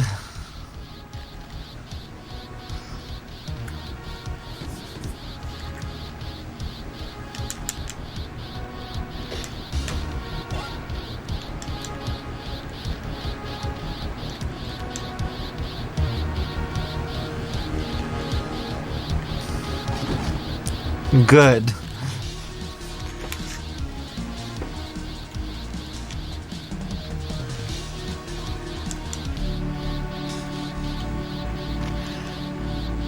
Alright.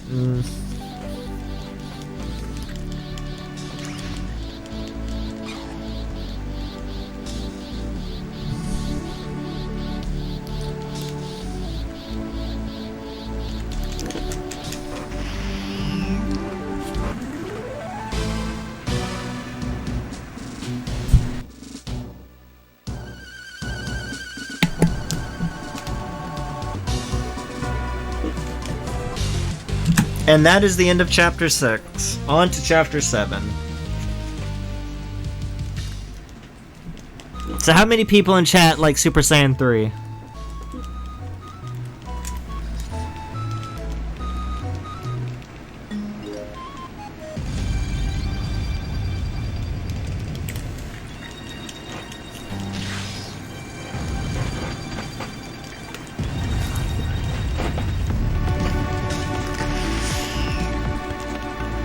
Super Saiyan 4 is better, it just looks better.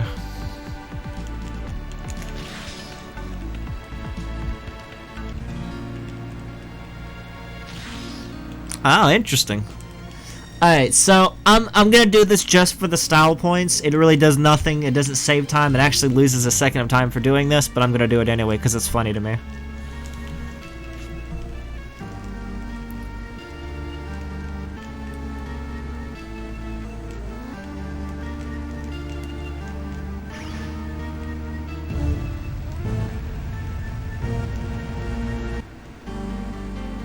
I'm gonna use instant transmission before I'm able to. And it's just kind of funny what happens when you do it this way.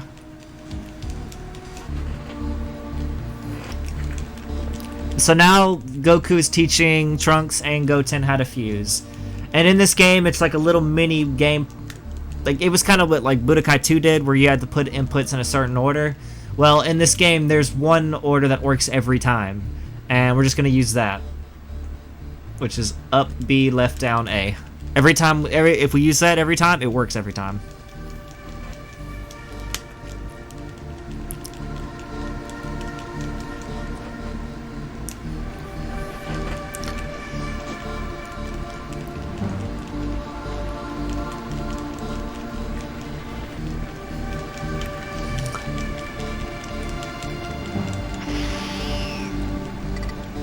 Alright, so now we're playing as Goku again. We're going to put our points in like usual. We're going to switch our items. Reflective gloves, leather, demon mask, and then cotton gi. And we're going to switch our ability to instant transmission because I want to do this little meme.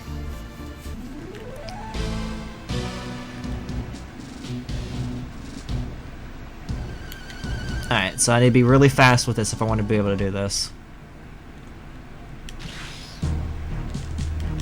So now, because I use instant transmission, Boo is now an infinitely moonwalk for this whole cutscene. You have 2 frames right before you fly in to do an attack. So enjoy the moonwalk.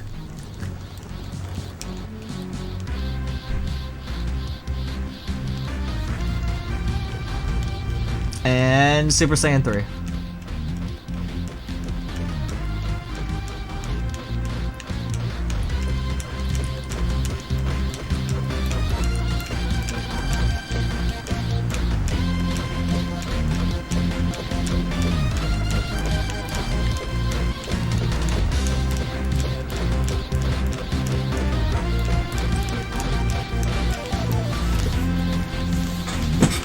Yeah, any cutscene where you have to fly off, every cutscene where your character's off screen, you have a chance to you have an input you can put in, and a lot of times instant transmission is really funny to see.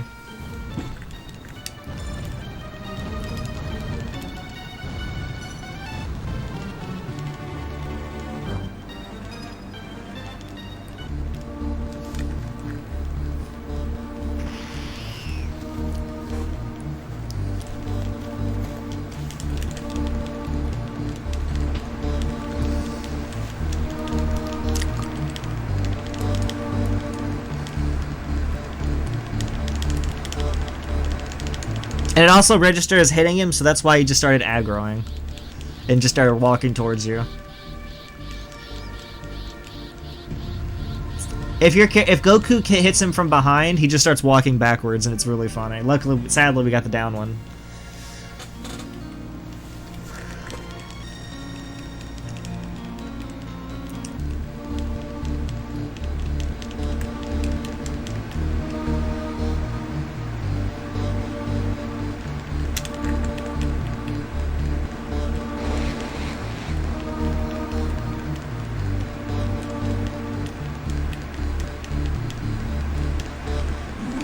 Alright, now we're playing as Gotenks. So, fusion in this game works really odd.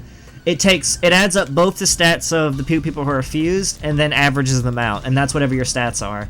And whoever your last character was will be the one whose items are used. So since Goten was the last one we played as, we're going to be using Goten's items, which is why it's so important right before you go to the end part of that chapter 6 is equip all your items to Gotenks, so that way the items carried over. So that way you saw I could hit a high number. Because without it, I'm not hitting 1,000 or anything.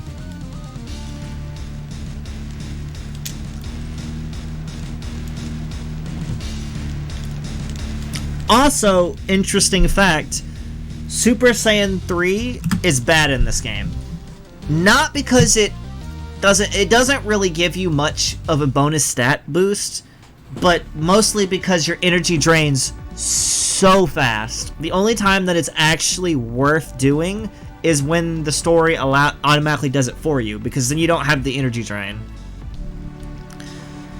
So that's why you won't see me use Super Saiyan 3, even though I am able to turn Super Saiyan 3. Like, if I used it, I would have to menu twice or even 3 times more.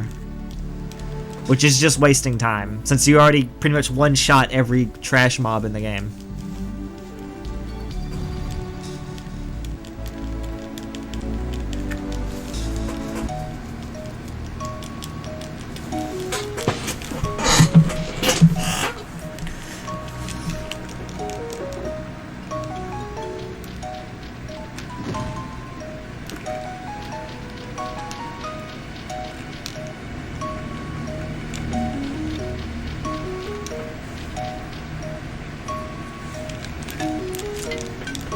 So this is where the Janemba movie portion kicks in. So now, we gotta go deal with Janemba.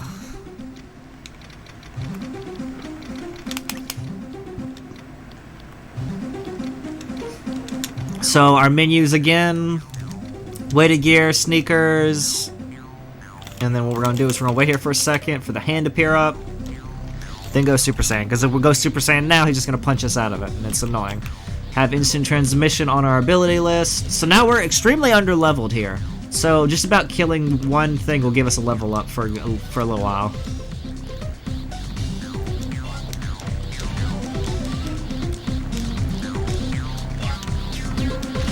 You're gonna use instant transmission to hit that switch.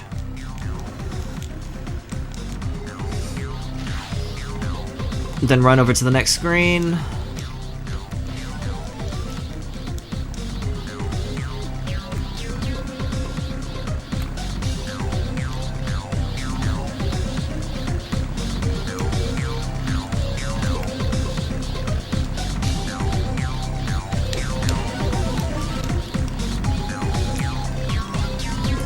There's a lot of cool stuff you can do with instant transmission since it's just a broken ability.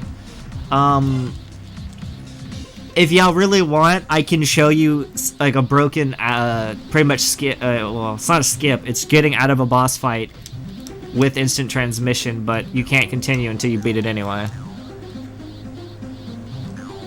Yeah, you can kill the skeletons. It's just a real pain to do, though.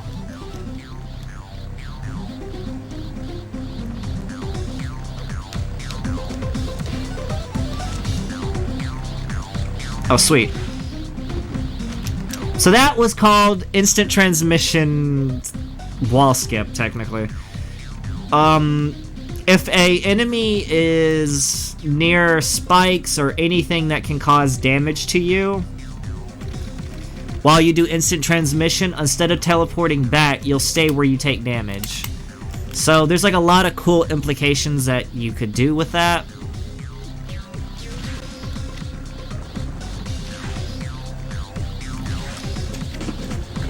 Like, in the old route before we switched to Vegeta, we used to, like, not use Vegeta until the very end of this chapter. So we would use the instant transmission to, like, skip a lot of the walk back, because we would use the Janemba arm to teleport into a loading zone, which then we instant transmission into the loading zone, which loading zones take top priority in this game, so we would just skip, like, big chunks of the puzzle. So what I did there is maze skip, and if you run to the very edge of that puzzle, like you saw I did, it loads that rock, which then you can run back and break the rock and then just skip the whole puzzle, because the whole puzzle is also another pain that we just learned to skip. And the only reason it does that is because the only way out of this puzzle is to either go through that or run to break the rock, and they thought it'd be a great idea to have the rock load on that side so that way you can break the rock. But they didn't realize that the loading zone of the rock is still inside the puzzle, so at the very tip of that little thing, if you stand there, it loads the rock, and you're easy to just run right through that whole puzzle without actually having to do it. There is also another one that's pure RNG, where if you instant transmission to the chest, then the switch, there is like a 5% chance it will fling you into a random direction of a wall. And we don't even know why it does that. It just does. And it's all random, so we can't consistently do it in runs. So normally we just do that regular skip.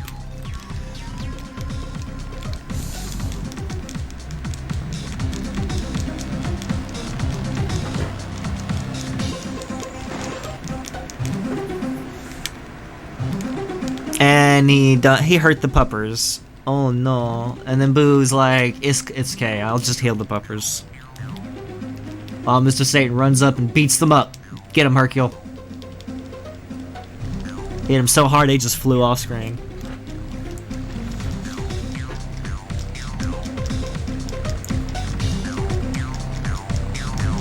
Don't worry, the doggo is fine. We have the power of magic on our side.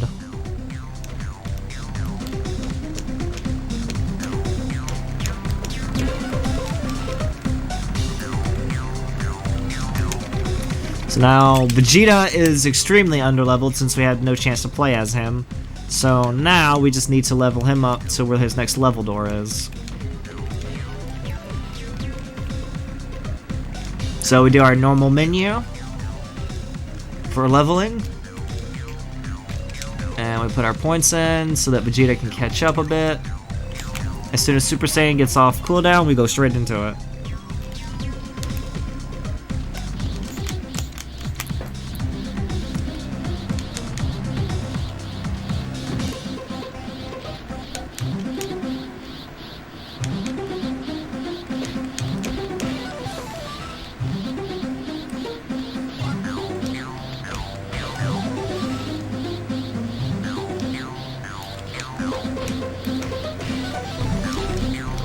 Yeah, remember, Majin Buu is just pure magic. That is their explanation for Majin Buu.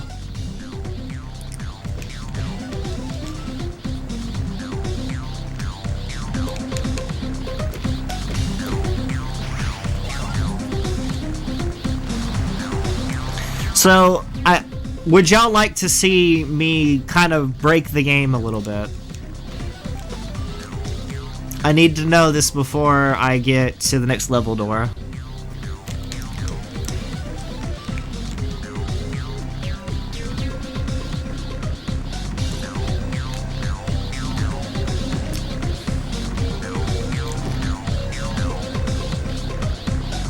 Alright, so y'all guys want to see a break in the game? Alright.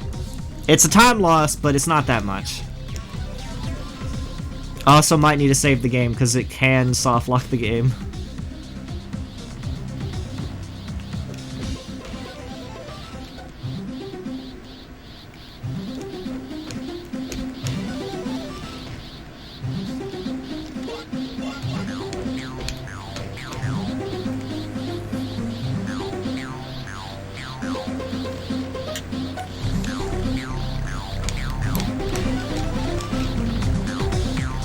Okay, so now we're at 100.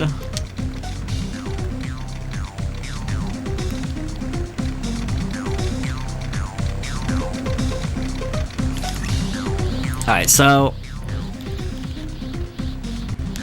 this is kind of a break in the game. Now, there are several outcomes of what this could do, but this is just fun to do. The whole screen can go pure black if this happens, and if that happens, I might have to restart the game if that happens, but we'll see. So we're gonna save real quick, just in case if that black screen sure does happen. We're gonna switch to Goku.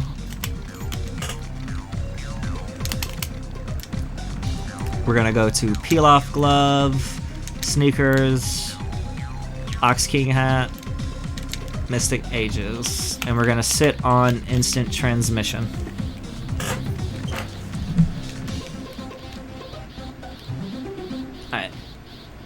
Alright, so we need to stand like right here. Alright. Alright.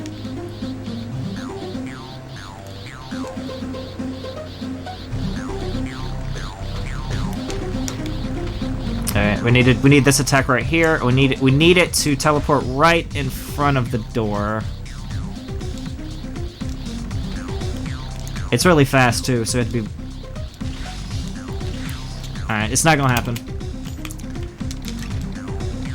We missed it twice. Oh well. I tried, guys. So what's supposed to happen there is, if you have it lined up just right, the arm will spawn into the loading zone, and you can instant transmission straight out of the fight. And it's kind of funny, because, like I said, it has random results of what could happen. Because once you're in here, it's supposed to register that the world is gone once you leave. But because you haven't killed him, the world isn't changed. So, two things will happen. Either nothing will happen, and you'll just be standing outside and need to go back in. Or two, the whole game just goes... The graphics just go completely messed up. I'll have to make a video on it someday. It's really hard to do. I was trying to get it there for you guys, but... I did that wrong. My angle was probably off, or I was standing in the wrong spot. Don't worry, I'll show y'all some other stuff later down the line. Oh, I messed up again. I got distracted by that, I need to focus.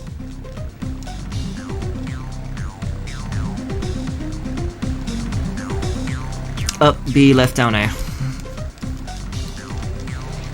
I tried, guys. It's a really hard little thing to do. Woo! Well, aren't you being rough on me today? Alright, we're good. Alright. Yeah, I lost some time for that, and we couldn't even get it. Feels bad. But yeah, it's kind of crazy if you get it to work.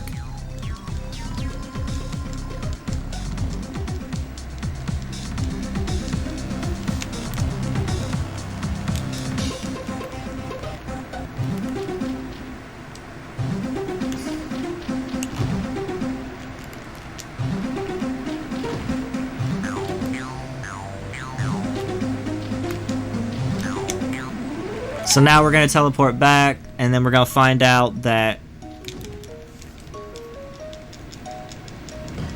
Dang. We're going to find out Gohan's still alive! Whoa! We're going to get this long cutscene.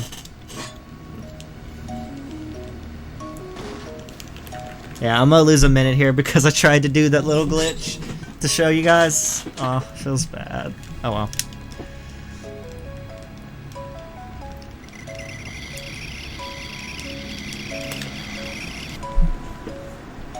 I did get to show y'all the instant transmission damage, though.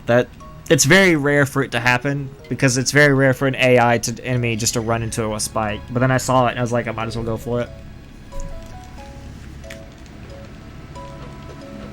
It's one of the, like, random RNG factors in this game.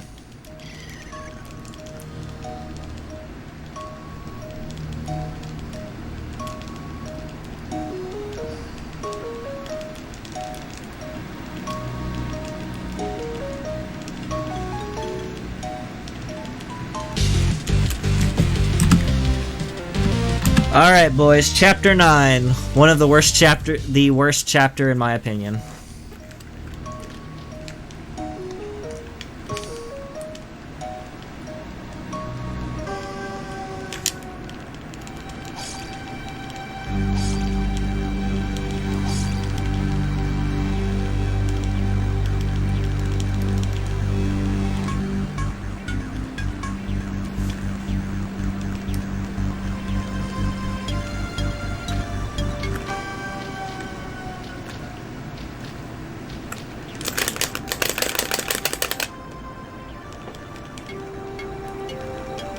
So now we have the Z sword.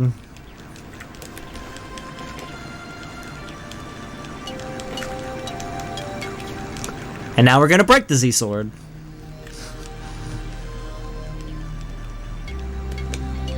Well.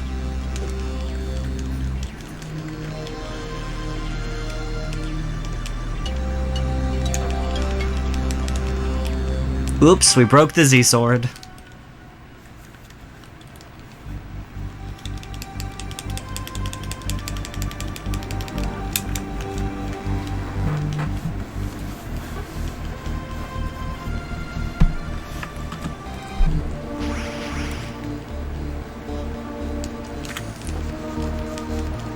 So they're gonna be like, hey, let's go back to the lab and get some stuff. We're gonna ignore that and just go right to bed. Because, you know, that involves flying, and that's like all this extra work. It's just like, nah, man, let's just take a nap. Then Boo shows up, and they're like, oh, snap, we gotta start training Goten and Trunks so they can fight.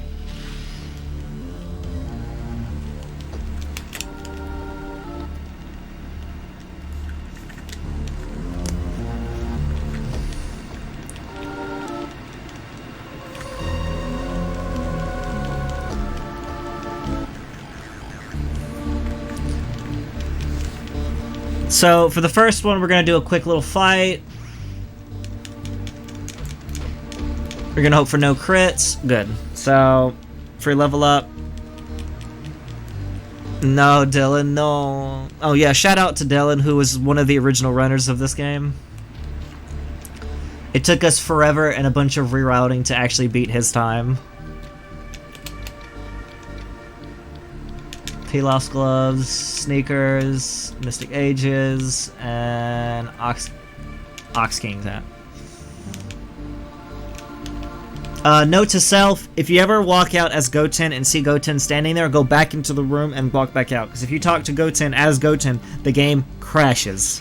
The game has no idea, it has no reason to know there's two Gotens in the game.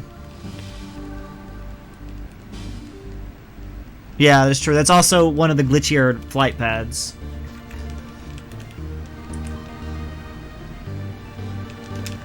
Ah, I didn't drop. It dropped my down input. GameCube D-pad, please. I need to just do it slower. Up, B, left, down, A. I did it wrong because I rushed the end part again. Well, here's like the fusion fail designs. It's kind of funny. Alright, I did it slow that time. That's my biggest issue with this game is because I'm on a GameCube D-pad, I always mess that up a lot.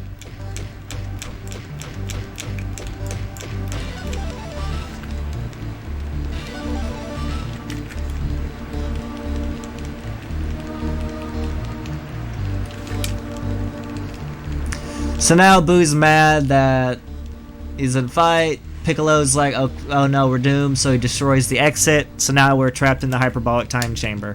Boo gets upset, and Goten's like, what the hell, man, I was just messing around. And then suddenly, he opens a portal outside, goes out, and then we're just trapped. So he tries it normally, it doesn't work, then he goes Super Saiyan 3, and then makes a portal of his own.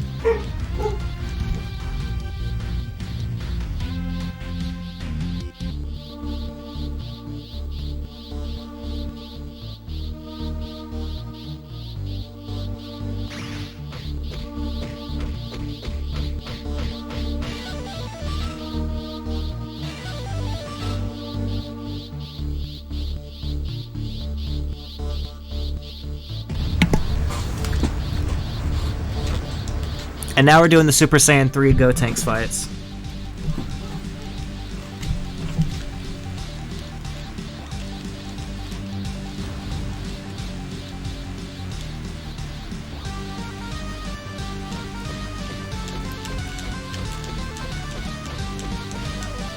Nice. Pretty solid fight there.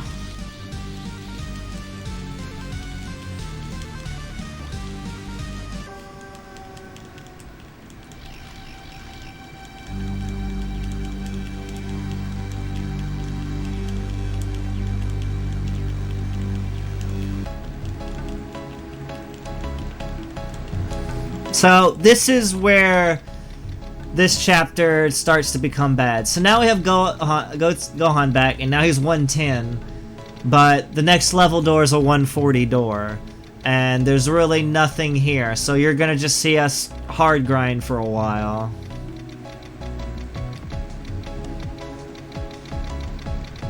But we have all these extra points to put in because he got that special training. So, peel-off gloves, sneakers, no, not Kazoo. Ox King, Mystic of Ages. Yeah, the art designers made some really weird art for the main character stuff.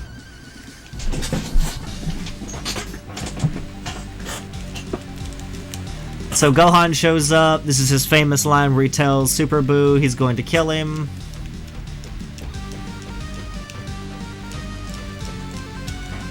We beat him up. And then Boo decides he's gonna blow himself up.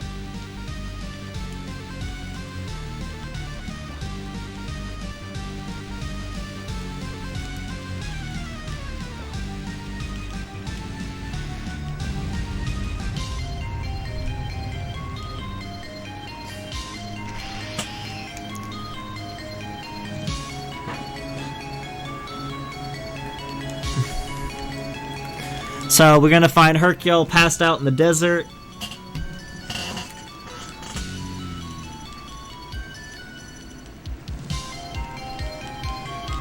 And Gohan's like, Boo's still alive, I can sense him, so...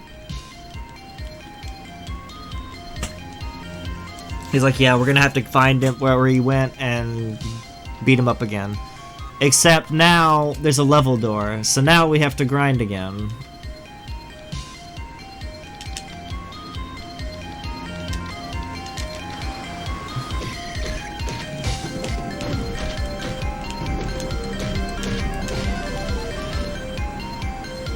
Yeah, Boo pulled a Vegeta, except he didn't get punished for it. Hey, what's up, Kmart? How you doing, man? Kmart is also another runner of this game.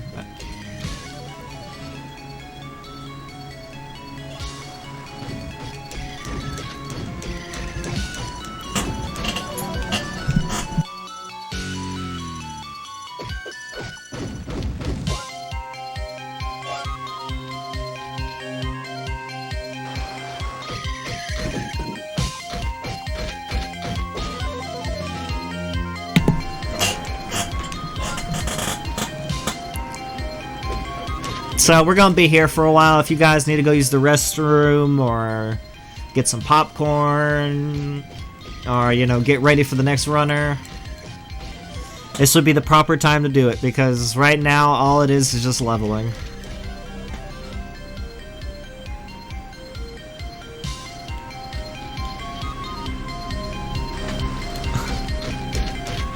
I'm doing alright, Kmart. Because Prapper the Rapper was before this one. Good run. I'd say it was a lot of fun to watch.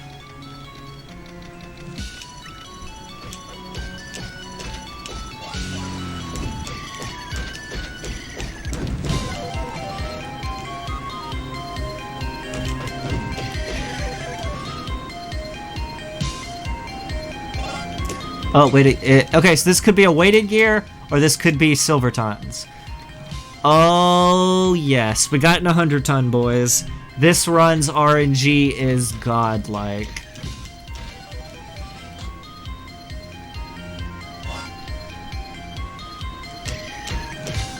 Are we gonna get the armbands, too? If we get the armbands, that'll be insane.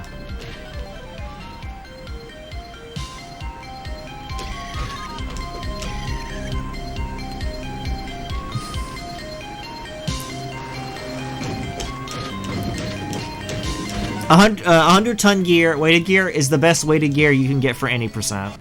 They have a very low drop rate, and they really work. They really give you a bonus XP, but they slow you down a lot. The trade-off is so worth it, though.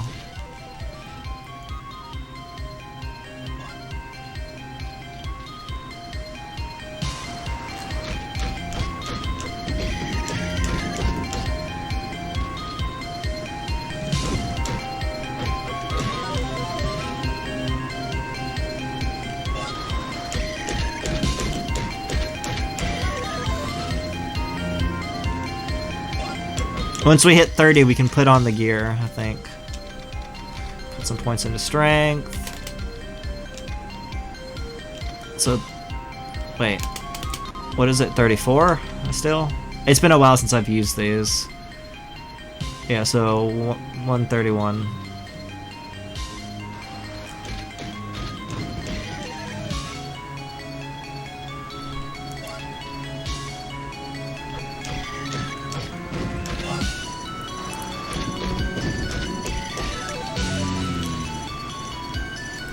Alright.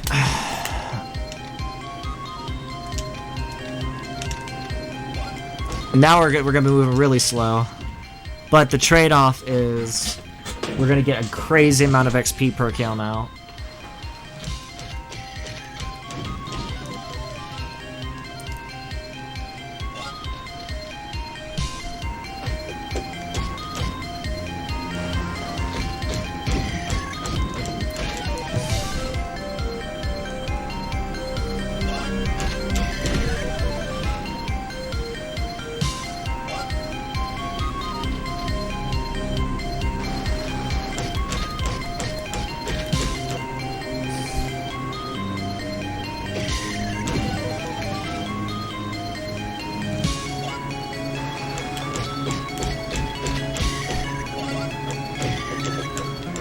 Oh, you better come back here.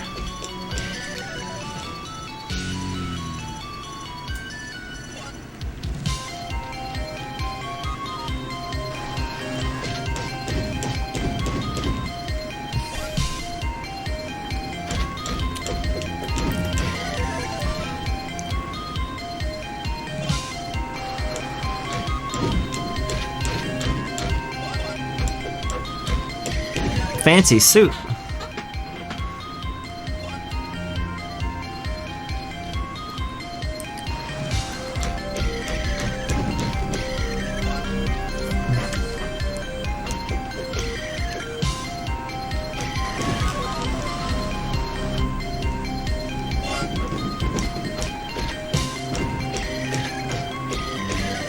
Alright, boys, now we're ready.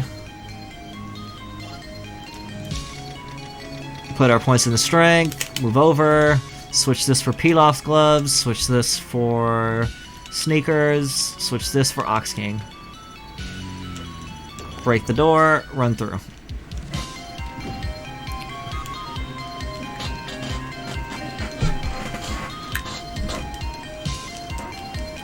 Because it's not worth picking up.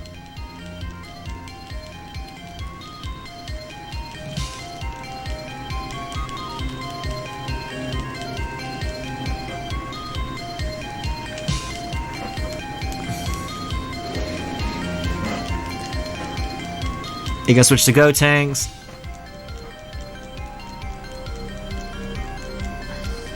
He's gonna consume both Piccolo and Go Tanks.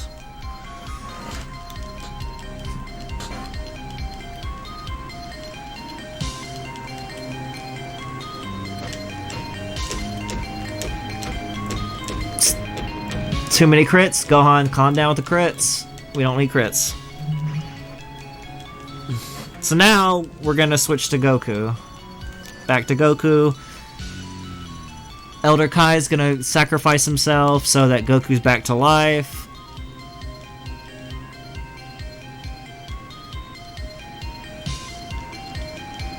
They're gonna give us the Potara earrings.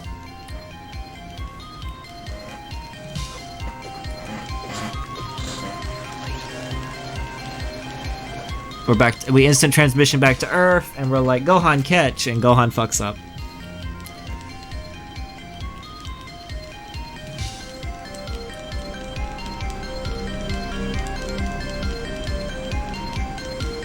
And then Gohan gets absorbed. Lucky for us, Vegeta was on his way back to Earth because Babidi went ahead and made some plans to get Vegeta here to help in the final battle. But Vegeta doesn't want to fuse. So, you know what we gotta do now?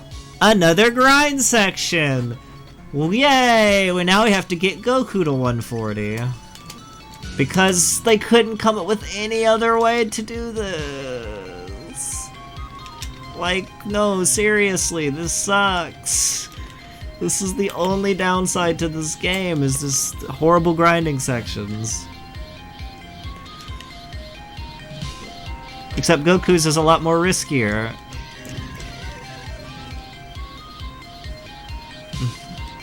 I'll say again, if you guys want to go make some popcorn for some other runs or such, this would be a great time to get you some popcorn, use the restroom, get you some water, because we're going to be here for a bit.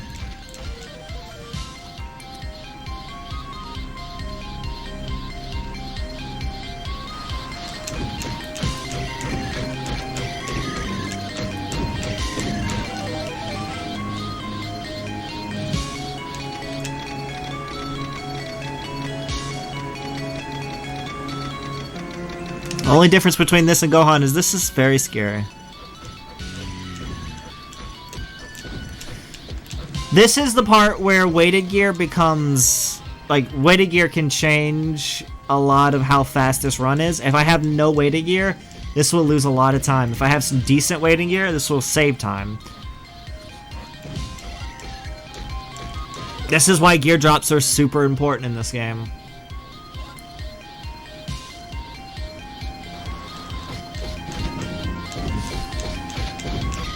Can you drop the armband? Oh man, that'd be so cool if you dropped the armband. No? Alright, fine enough. Fair enough.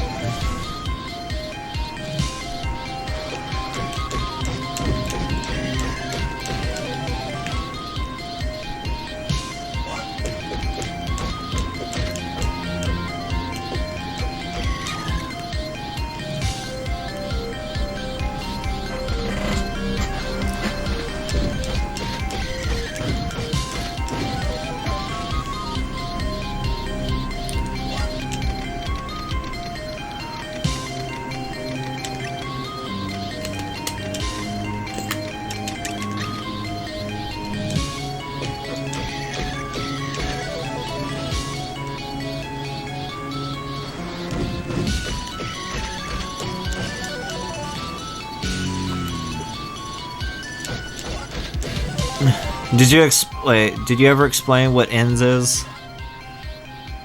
No, because it's endurance. That's all it is. Alright, here comes the risky part, so I'm gonna have to focus for a bit. This ball guy can 3-shot me right now. And he can do it consistently really fast, so I've got to pay attention. And if he hits me 3 times and I live, he turns into his little ball, and I waste time anyway, so I'm gonna have to focus for this last portion of the grind.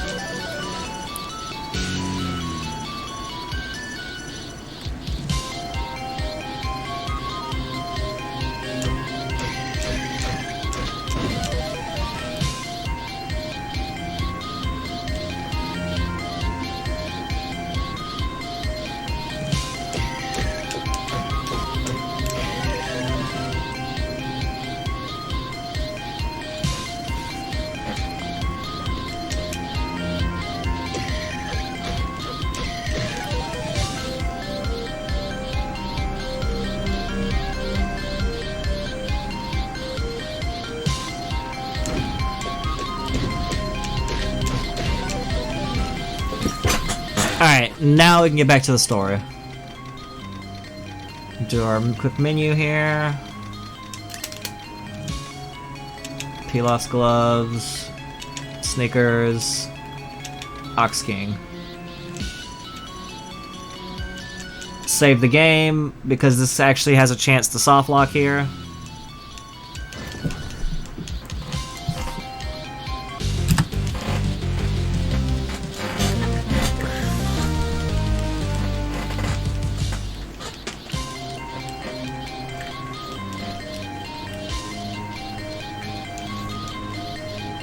So there is a chance for the game to soft lock here. If that happens, I will have to pretty much restart the system, and then do a few different inputs.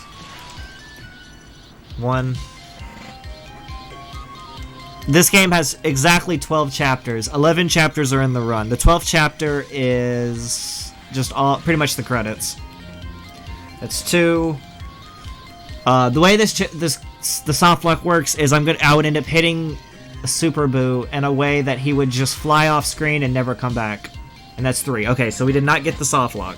Good.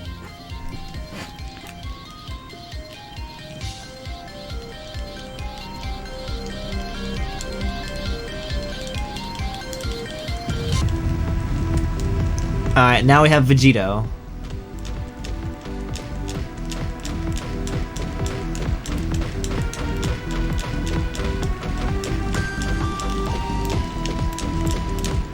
Alright, nice. That wasn't a bad fight.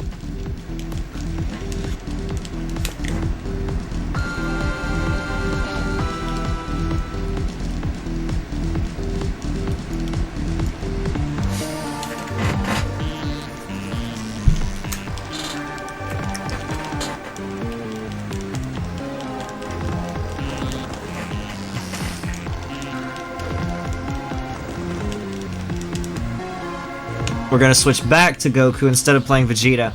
So what's supposed to happen casually is you're supposed to play Vegeta here so that he can catch up to Goku in some levels.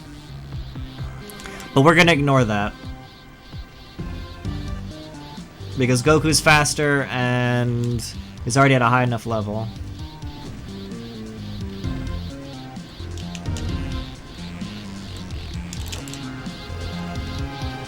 Blood cell, please.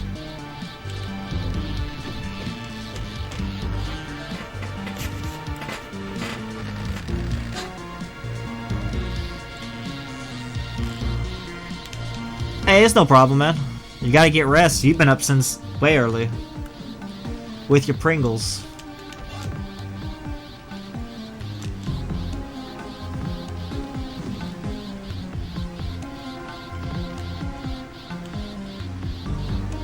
I know I put people to sleep all the time.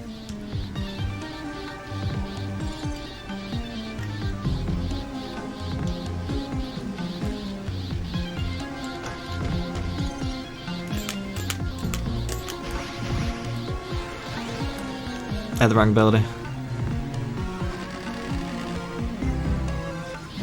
It does look like Jabu Jabu. That's actually what I think they designed it off of.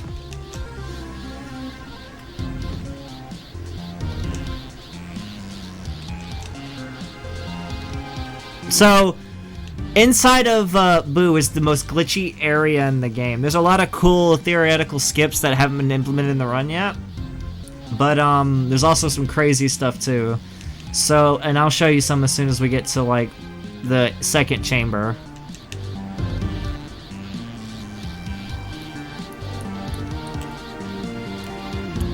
So we're inside the, I don't know what this is, but this is a thing. We're just running on it. Please, back off, Cell. Oh, I forgot about the blood cell skip. Oh, man. I said I was going to try that. That was one of the skips that, in theory, could work. So here's a skip right here where I decided I don't want to fight Gotenks, so I'm just gonna skip this and run past the loading zone door. And then Gohan had a bad look at a giant grind section, so I'm mad about that. So let's take him out.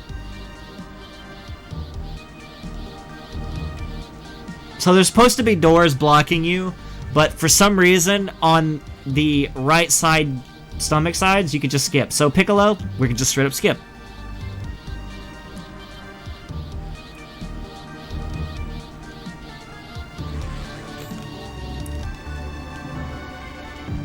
Alright, so next up is a classic skip for this game. It is called Candy Clip, and once you see it, you'll understand why it's called Candy Clip. It is my favorite skip in this game. Alright, come on, do it. I want him to use his ability to turn into candy, and then I'm gonna stand.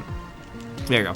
So the way that works is he turns you into candy, pulls you into his head. His head is just in the loading zone, and because it's in the loading zone and I'm holding up, it immediately triggers me going through that loading zone. So I just immediately go on to the next area, which skips 3 cutscenes and that whole fight. And those are slow cutscenes.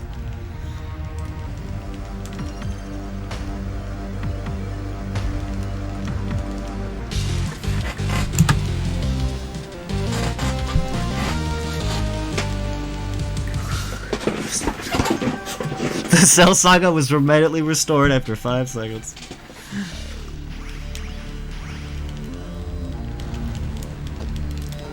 I told you, Cell's evil. He's in every game.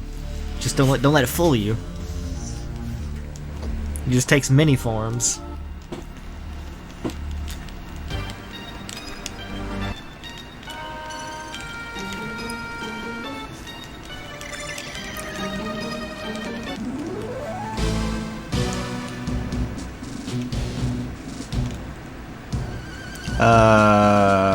Goku, you gonna get into the area, please? Flying is weird and glitchy sometimes.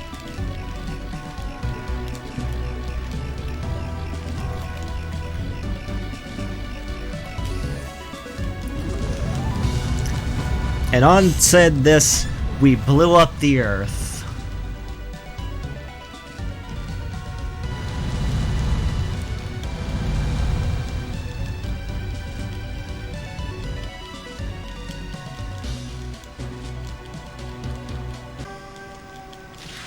Well, guys, the Earth's been blown up. Whoops.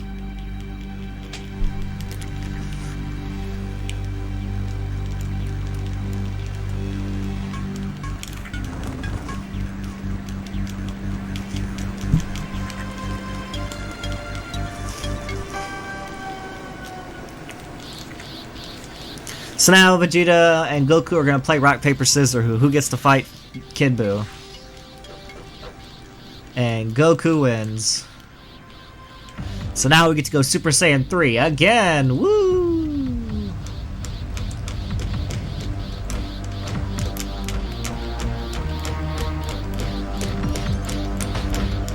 Don't you teleport. Stop teleporting.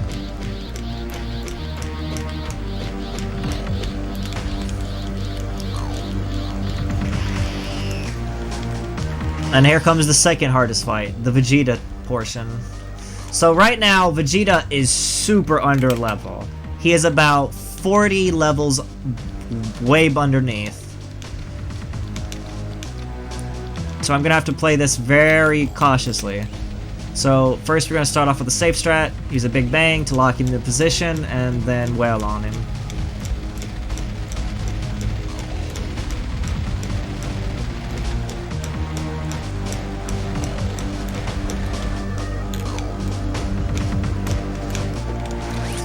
This is extremely dangerous because it only takes 3 of his autos to just kill me. And he can do them simultaneously or 2 with 1 crit. So every time I take damage, you're going to see me immediately just go and grab a Senzu Bean.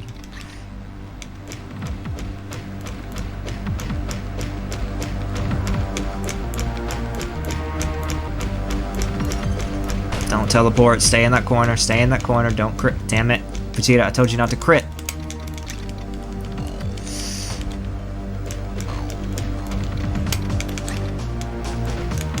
Ooh.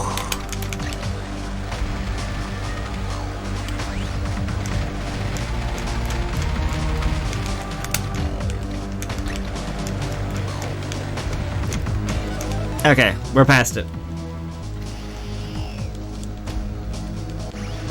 Yeah, so the way that the Kid Buu works is it's scaled the same way you scaled.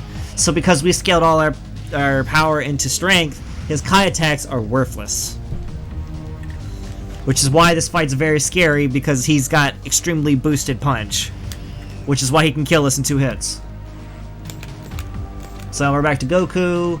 Goku's is pretty okay since we're not that under level. We're still under leveled by, I think, by like, what, 3 levels maybe? 3 or 4? Come on, Kid Buu, stop running away.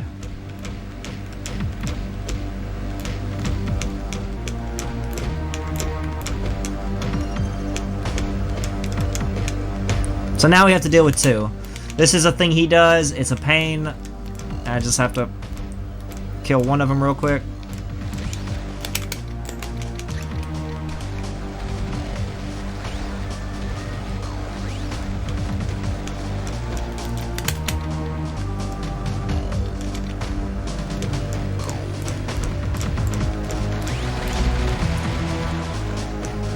Okay, one's dead, so now we're back to actually doing some real damage to him. It's bad luck if he does the multiple his clone thing. Yeah. So like if you win a full energy thing, that Kamehameha would kill you instantly. Since it's a multi-hit attack. So now we play the waiting game. So we just gotta wait for the timer to run out. We're gonna have to do that twice. And since the way we hit him in the direction, he's now stuck underneath, right where Goku is, right underneath him, and he won't teleport to us. So we can just stand here. Hell, we could do a little dance if y'all want.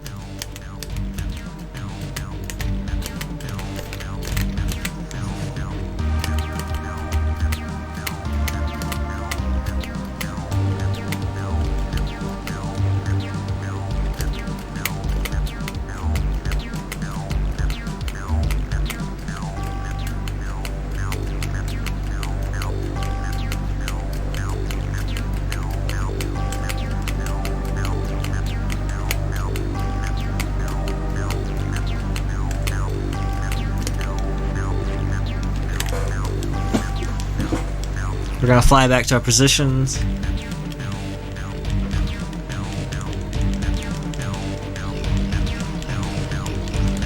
Yeah, it's perfect for the dance. We're gonna have to do it again in just a minute. So what's gonna happen now is they're gonna wish everyone back to life, and Goku's gonna try to channel a spirit bomb. Now, there's an issue with this, and this is the game issue. There's already a good amount of things on screen, so if you notice that the screen's tearing, it's because the game's trying to keep up with everything going on, and it's quite a bit. So when the spirit bomb's on screen, the whole game's gonna slow down.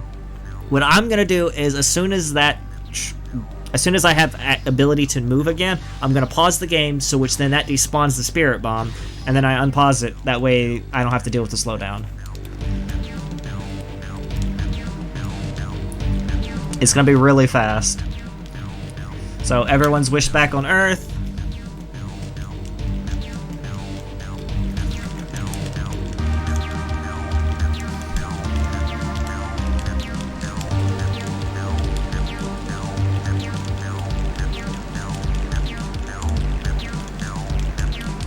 This is where Hercule jumps in and is like, "Hey, we need you to do the stuff."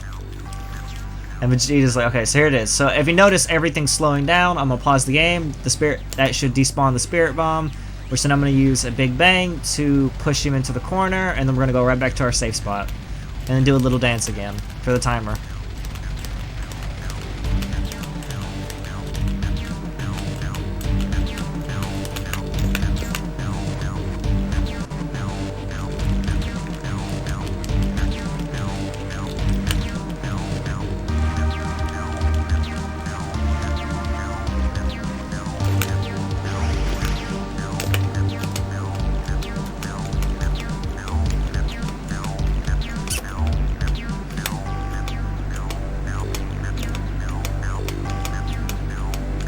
So you just see him Goku with his hands up in the air is because the spirit bomb is technically despawned. It's because they changed the way it works. So in Log 2, it was a giant projectile that just did damage. In this one, the longer you charge it... I was going to show you, but cutscene time. But the longer you charge it, it kind of just makes it bigger, and it stun locks people. So it'll stun lock them while slowly pushing them back, which is great for this fight, because we can stun lock him and then run up and just beat him up while he's stun locked. Until we put him into a wall, and then we just try to keep him there if we can. And then Vegeta's over there, gets punched, knocked over. He tries to get up, but falls back down. He's telling him to just use the spirit bomb. When Hercule saves him at the last second, Goku throws the spirit bomb.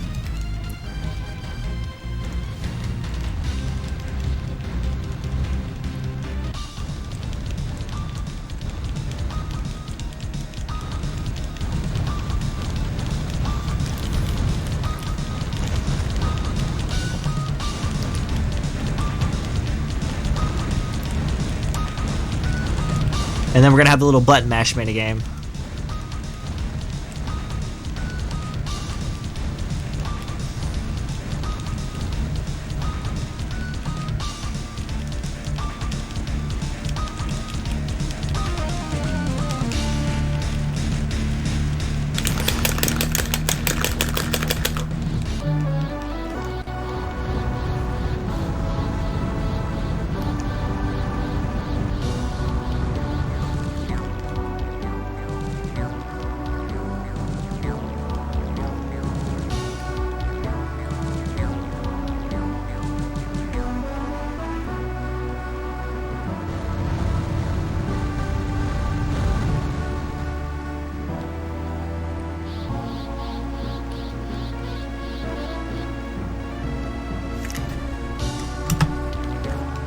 Alright, so time will end as soon as we hit the yes button on the thing on Capsule Corp.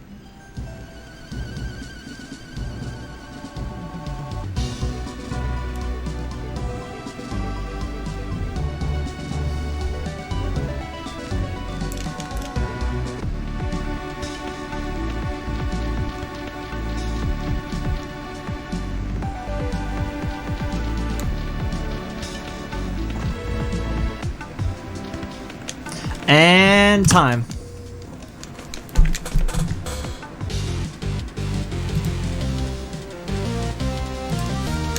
And that is Boo's Fury. Literally this last chapter is nothing but cutscenes and then the credits.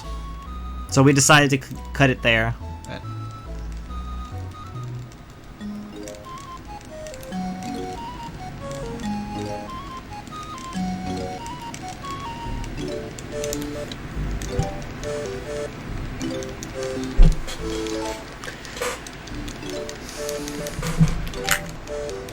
And that's kind of Boo's Fury. I would recommend playing this game casually if you want, or if you want to try to learn speedrunnings. I'm gonna throw out some shoutouts now. We have the Boo's Fury running community, the Legacy of Go community, the Dragon Ball Z community. If anybody wants to run some Dragon Ball Z games, just holler at anyone there, including me, and check it out. Yo, what's up? So, how was it? How was the run? I couldn't be there for most of the time, so I don't know if your run went well or not. It was pretty good. We had some really good RNG drops. We had some bad AI reactions, but other than that, it was pretty decent. 239 is not bad for a marathon. Oh, wait. Then what's your current PB on this then? My current PB is a 231. Oh wow, okay. That's a bit far. Yeah, that's a difference between RNG drops and proper movement. Well, that's good. If this was good for a marathon, then I'm glad, because it's a pretty long speed run. Yeah, it's a good. They're all good games for I would say for marathons, except for Legacy of Goku 2, where it's extremely tough. But yeah, if anybody wants, like I said, anybody's interested in Dragon Ball Z games, just give a shout out to the runners, and we'll be willing to teach y'all whatever we can. Thank you very much. I'm so glad. Yeah, and I wish luck to the next runner. I don't know who it is at the moment. It is Super Smash Brothers Ultimate. No. It's Budokai 3 Gaki. No wait, where am I? I'm lost. Super Mario. Nope. Yeah, Super Mario. It's Super Mario Brothers 1, 2, and 3 and World by Primus. Oh, that'll be fun. It's from our local retro game store owner. Oh, nice. So yeah. All right, I'm gonna go ahead and transition over to that run. All right. Thank you so much. No problem.